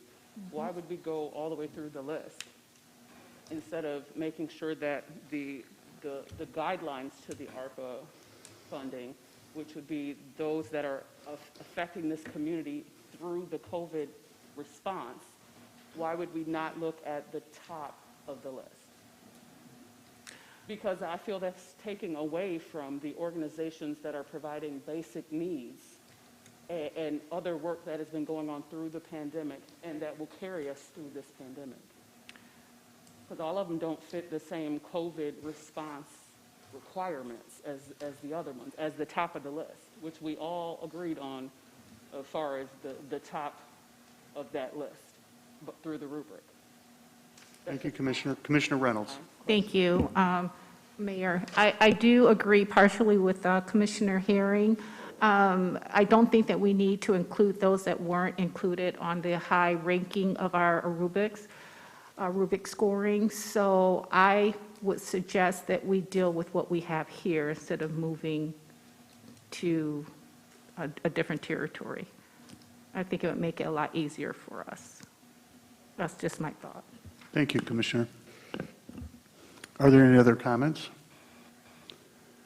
Are we prepared to vote? Which one are we voting on? The only motion. We'll be voting on the motion that was put forth by Commissioner Wilson and supported by Commissioner Lance. Okay, that's fine. Please vote.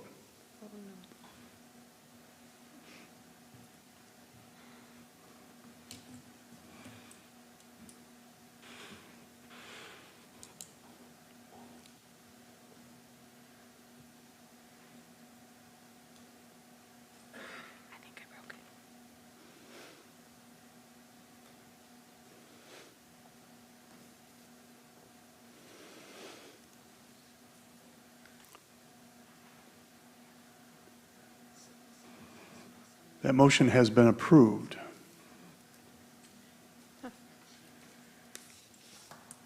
City Attorney? All right. So I'm just trying to clarify. So what we were doing was we went back to that original resolution that was there. It had already been amended. And so Commissioner Wilson motioned to amend it further in that manner. So I think that was the vote on that amendment, which I think we'll see then what the, I think this has already foretold what the vote would be on it, because we had this strange thing of this resolution that's on the agenda. So I think now, because she was further amending what was on there, that now we need to have a vote on that resolution. So another vote, because she amended what was left of it. Does that sound right to you, Vicki? Well, what she had said was, motion to approve option B with an adjustment, remove $332,424 from workforce development and allow full funding for our community partners to the 6 projects that did not get funding. Yeah, so it's, pardon me. Is that correct? Oh, that's option B? I can't hear you. That's confusing. Okay, so, Option B. because I didn't look fully at the two, so if you're confident that's what was left of that, Because what you read, Vicki, is, it's B as amended by Commissioner Wilson, supported by Commissioner Lance, and the vote is 5-4. Correct. Excuse me, 6-3. Right. So that should take care of. Are you understanding that is there an additional vote we need to do? No, we're done. Well, when Commissioner Zenda Wilson said it, she said, motion to approve option B with an adjustment to remove the funding for workforce development, which was the $332,000. okay, then we should be good. Then there are no more votes on that matter. Thank you very much. So I have a quick question. Was everybody on the commission, was everybody clear on that? Okay. Good question, Commissioner. Was everyone clear? 100%? I'm not sure, but that's why we have a city attorney and a city manager. If you guys want to make sure that we did everything right before we proceed, See, I was not familiar with the details of the options. So if Rebecca has heard it and said that's consistent, that she took option B and the clerk is good, then I'm fine with it. Thank you very much. I would Commissioner Sophia. Maybe we take like a 5-minute break, allow the city attorney, the city manager, and the city clerk to confer and make sure that the language that the city clerk has is what That's fine. it's just a. All right. Commissioner Zenda Wilson, did I repeat it clearly or So correctly, or? The only thing at the end when you said, Vicki, that the redistribution of the $332,000 does not fully fund those 6 projects. It's just redistributing $55,000 and some change to each of those, and the amount Rebecca had specifically. Okay.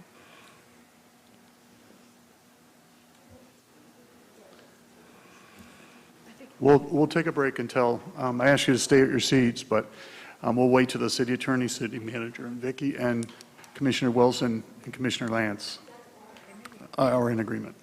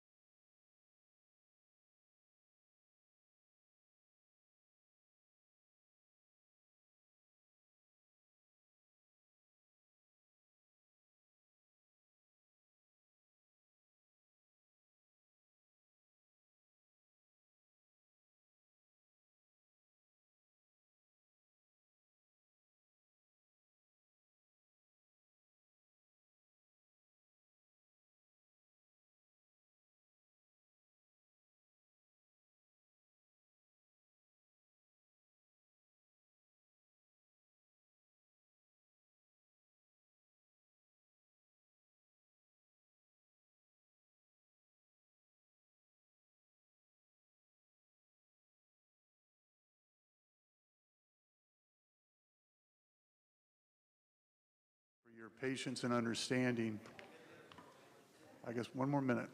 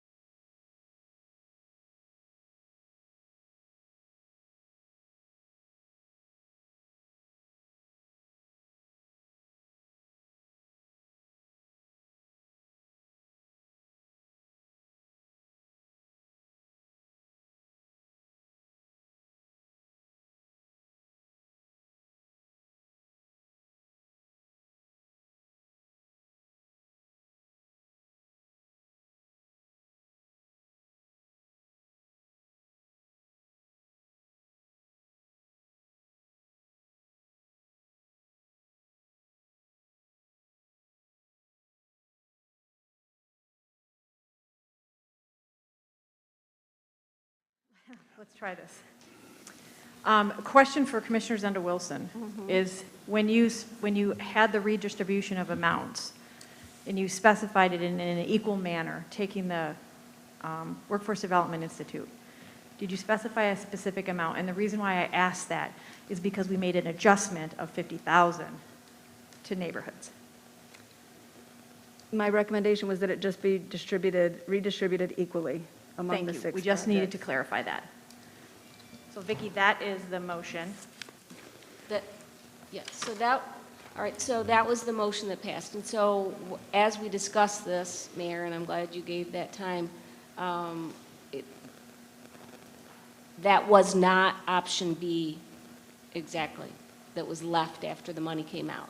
So because of that, it was a motion to amend 326 in that manner and by redistributing that extra amount, taking away from workforce.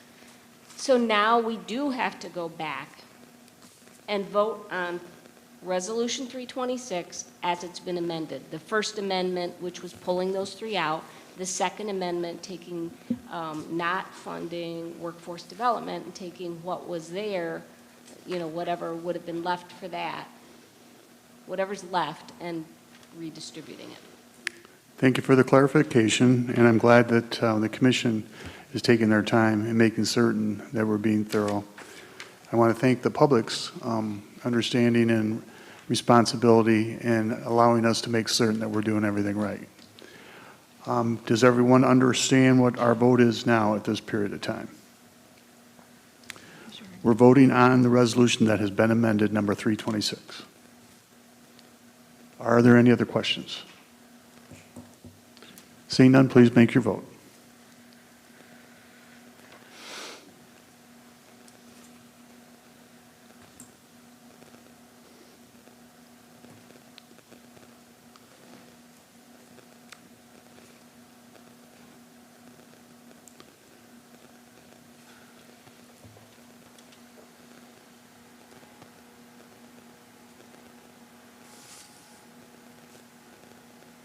Resolution 326 has been approved.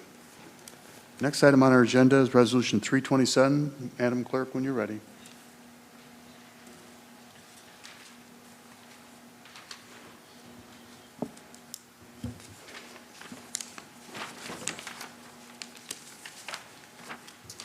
In 2020, the city of Battle Creek was allocated $30,545,339 in American Rescue Plan Act, ARPA, state and local fiscal recovery funds, SLFRF, to provide support to local units of government in responding to the economic and public health impacts of COVID-19 and in their efforts to contain impacts on the communities, residents, and businesses.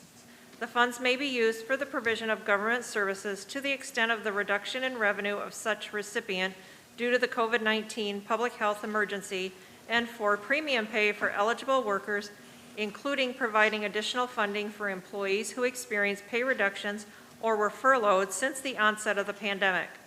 On January 6, 2022, the United States Treasury Department released the final rule for use of funding from the SLFRF.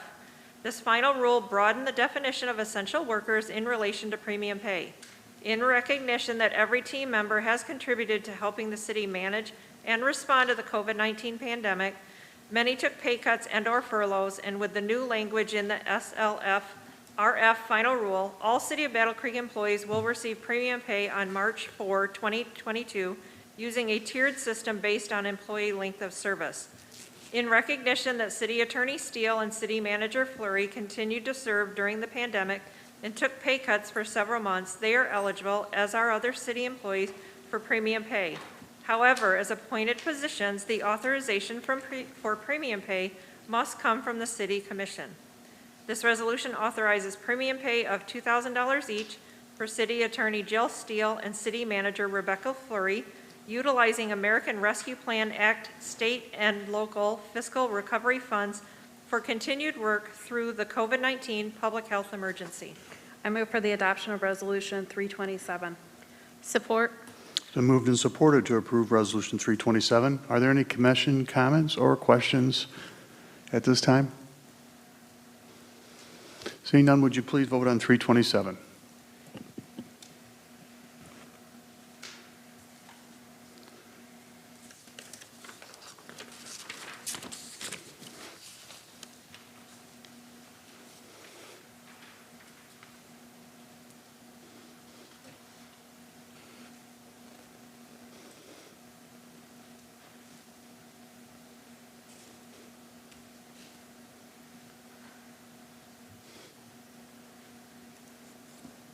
Resolution 327 has been approved.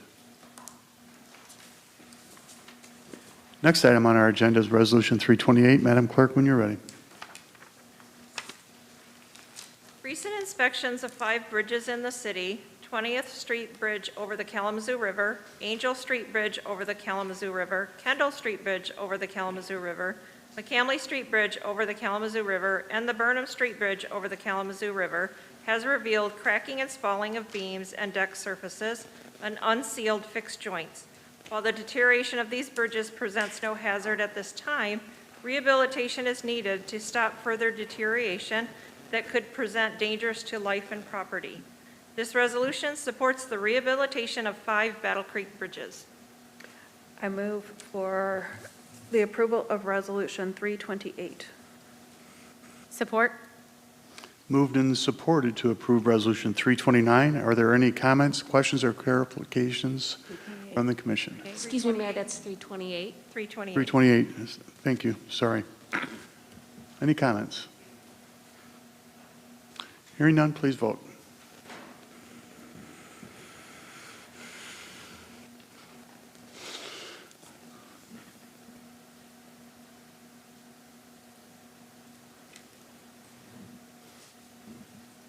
Resolution 328 has been approved. Next item on the agenda is Resolution 329. The City Attorney Evaluation Committee met in February to conduct the review of Jill Humphrey Steele, City Attorney, in accordance with the contract between Ms. Steele and the city. Ms. Steele's contract provides that the city shall periodically review the relationship of Ms. Steele's salary to the compensation of non-represented city employees. This resolution authorizes the mayor to execute the amended employment agreement with Jill Humphrey Steele for the position of city attorney, which includes a 5% increase to the base salary and a 1% increase to the city's contribution to Attorney Steele's ICMA account, also authorizing a 2.4% lump sum payment of the amended salary to offset the late recommendation, and to award an additional 10 days vacation in lieu of a bonus for Ms. Steele's evaluation score of exceeds expectations. I move for the approval of Resolution 329. Support. It's been moved and supported to approve Resolution 329. Are there any questions or comments by the Commissioner? Commissioner Sophia. Thank you, Mayor. We did indeed, the City Attorney Evaluation Committee did indeed meet in February, and we were able to review all of the commission reviews of the city attorney. She has certainly earned her money tonight. She actually ranked at a 4.17, which is definitely within the exceeds expectations category, and we went ahead and made the recommendations outlined by the city clerk. I think that this recognizes the work that she's done, and I certainly appreciate what you do for us. Thank you. Any other comments or questions by the commission? Mayor? Commissioner Reynolds. Thank you, Mayor. I too want to second that. Commissioner Sophia, thank you so much. You're always there for us, helping us through the way, letting us know if we're on the right path and doing the right thing. So thank you for your support. Thank you, Commissioner. Vice Mayor? I just wanted to echo those sentiments. Thank you, City Attorney Steele, for all of your hard work and dedication. And anytime we have a question, you're very prompt and thorough in answering it, and have always conducted yourself in a very professional way. It's greatly appreciated. Thank you. Thank you. Thank you, Vice Mayor. Any other comments? Seeing none, would you please vote?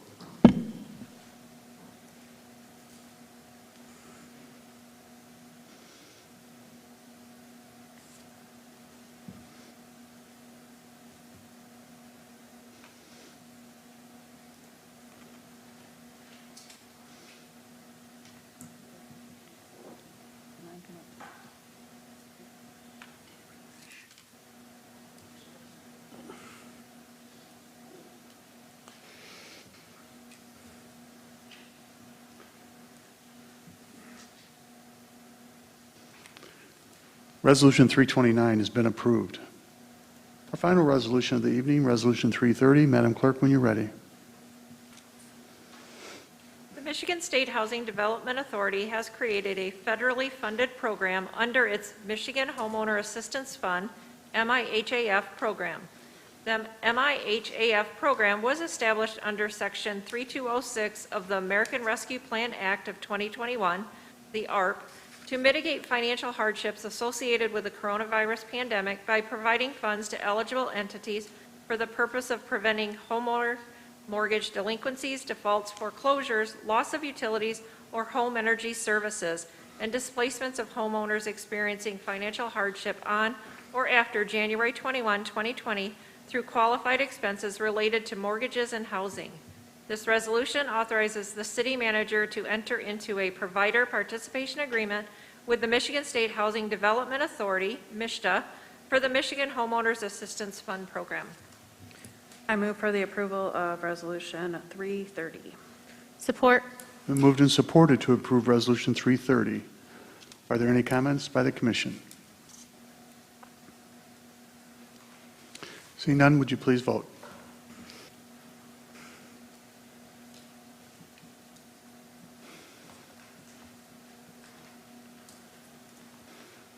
Resolution 330 has been approved.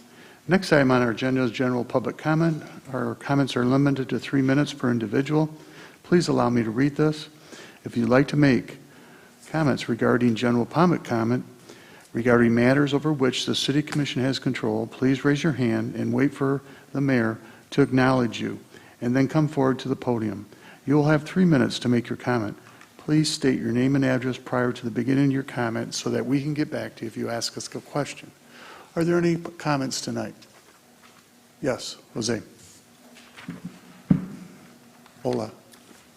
Hola. Good evening, Jose Orozco. Good evening, Mayor, Vice Mayor, and City Commissioners.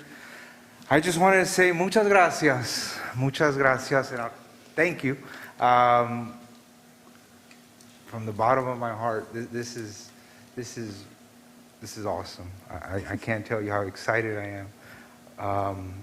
And you all will be invited to our open house as soon as we can make that happen. So, gracias. Thank you. Thank you very much. Yes, Damon?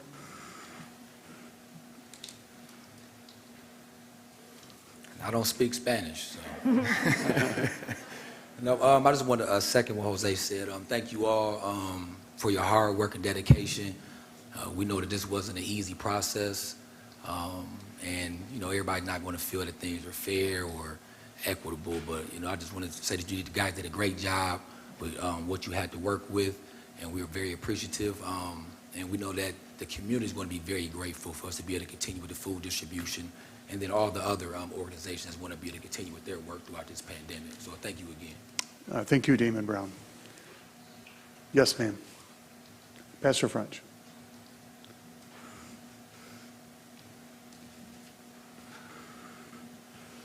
Thank you, Mayor. Commissioners, on behalf of Washington Heights United Methodist Church, the Hub of Hope, I just really want to say thank you.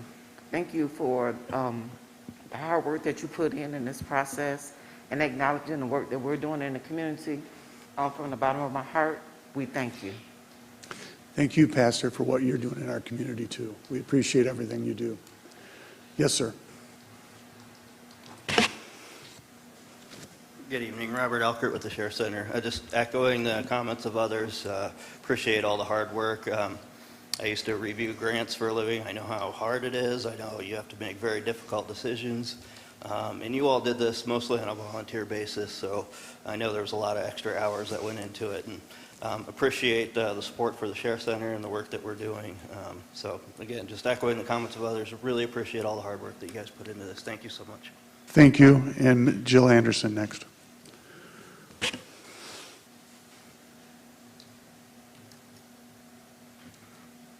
Thank you, Mayor.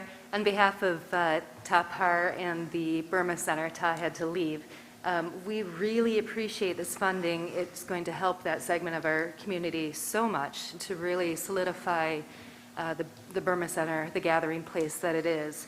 And that will really help to strengthen that community, especially our immigrant community. Also, the ARPA tour that went on the road, thank you all for that pre-work that went into this. I think it really made our community united and thinking about what we can be. And I think you've strengthened the entire community through that process. So thank you. Thank you, Jill. Are there any other public comments at this time? Yes, ma'am.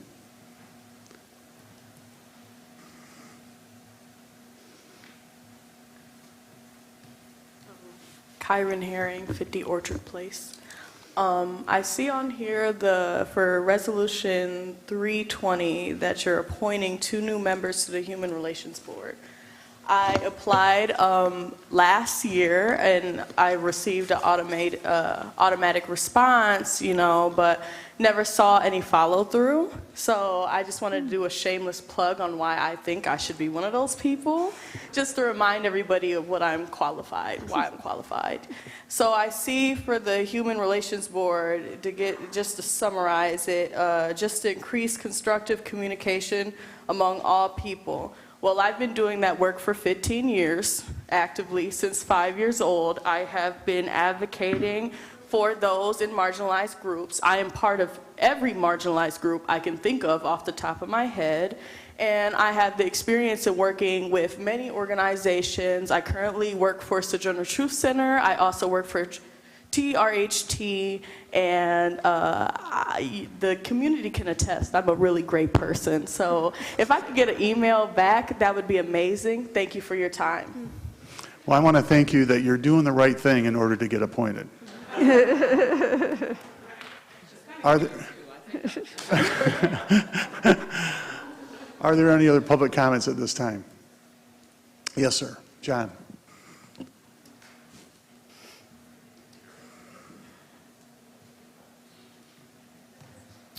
John Kinnefick, 234 South Avenue. A couple of comments in regards to experts. Experts used to tell us that the earth was flat and the moon was made of cheese. We also could fly. We would normally fly, but we're not have wings, so we couldn't do that either. Now that that's out of the way, I'm going to talk about something that was brought to me in regards to a flyer or whatever that was put out by the government of Battle Creek to make sure that you shovel the sidewalks that are in front of your house. In regards to that matter, that is in the public right-of-way. What people may not know is that's the responsibility of the government of Battle Creek to shovel all the sidewalks that parallel the roads. It's 33 feet on each side of the center line, and yet we have to shovel them, according to you, at our own expense. Another way of saying that is called involuntary servitude, but in the old days they would call that slavery. We know that Consumer Power and Semco Energy have to pay the government of Battle Creek money to run their power lines in the right-of-way and their gas lines in the right-of-way. Since you are receiving money to that fact, what is not said is that that is, again, your responsibility, not ours. And even if you pay somebody to have it shoveled, that's money out of your pocket. If you do it at your own expense using a snow shovel to shovel the sidewalks in the right-of-way, that's a tax on your life, even though you may not be putting out any money. It's part of your life. We also have to have the privilege of mowing the lawn between the curb and the sidewalk, which is also in the right-of-way. You expect us to live up to certain standards, yet you are paid for something that you don't deliver and expect for us to do it at no charge. I'm going to probably do a little experiment this spring, summer, and fall. I'm going to mow any property that's attached to my property but in the right-of-way. And every time I mow that little part of land, I'm either going to charge you $25 or $50 every time I do it. Most likely you're not going to pay that money back after I apply for that or give you a bill. So we'll most likely be going to court, and we'll see what happens there. But that is your territory, not ours. You should take care of it because you're responsible for that. Thank you very much. Are there any other public comments at this time? Seeing none, are there any commission comments? Commissioner Wilson. Thank you, Mayor. I believe in democracy with my whole being. Tonight is a show of what that looks like when we come together to try and support each other and make decisions. But I also want to say that I stand with the Ukrainian people and will support them in their right for freedom without reservation, and that this aggression by Russia must be stopped, because it not only threatens the people of Ukraine, but the freedom of all people. This is not a time to be scared or fearful, but a time to stand up against evil and violence. I support Ukrainian refugees as we see them when they come into our doors and into our community, and I invite you all to be there with me. Thank you. Thank you very much, Commissioner. Are there any other commission comments tonight? Vice Mayor? I just want to thank everyone that put together proposals for the ARPA funding. I think that this gave us a real opportunity to dream big in our community, and I think that that needs to continue, whether there's money there or not. We'll figure out a way, and the way that we're going to do that is together. So just keep being creative, keep coming up with those ideas, and keep sharing them with other people, because eventually the ideas will come together into reality. And so thank you all that were involved on the public side of this, staff side of it, commission side of this. This has been a very long process, a very involved process, but it was a good process.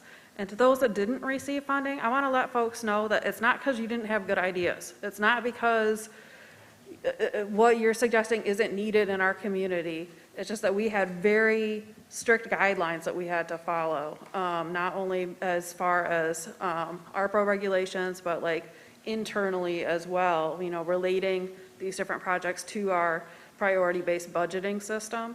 So these scores don't represent the value of your idea. And keep going with it, and hopefully we'll get all these into reality. Thank you.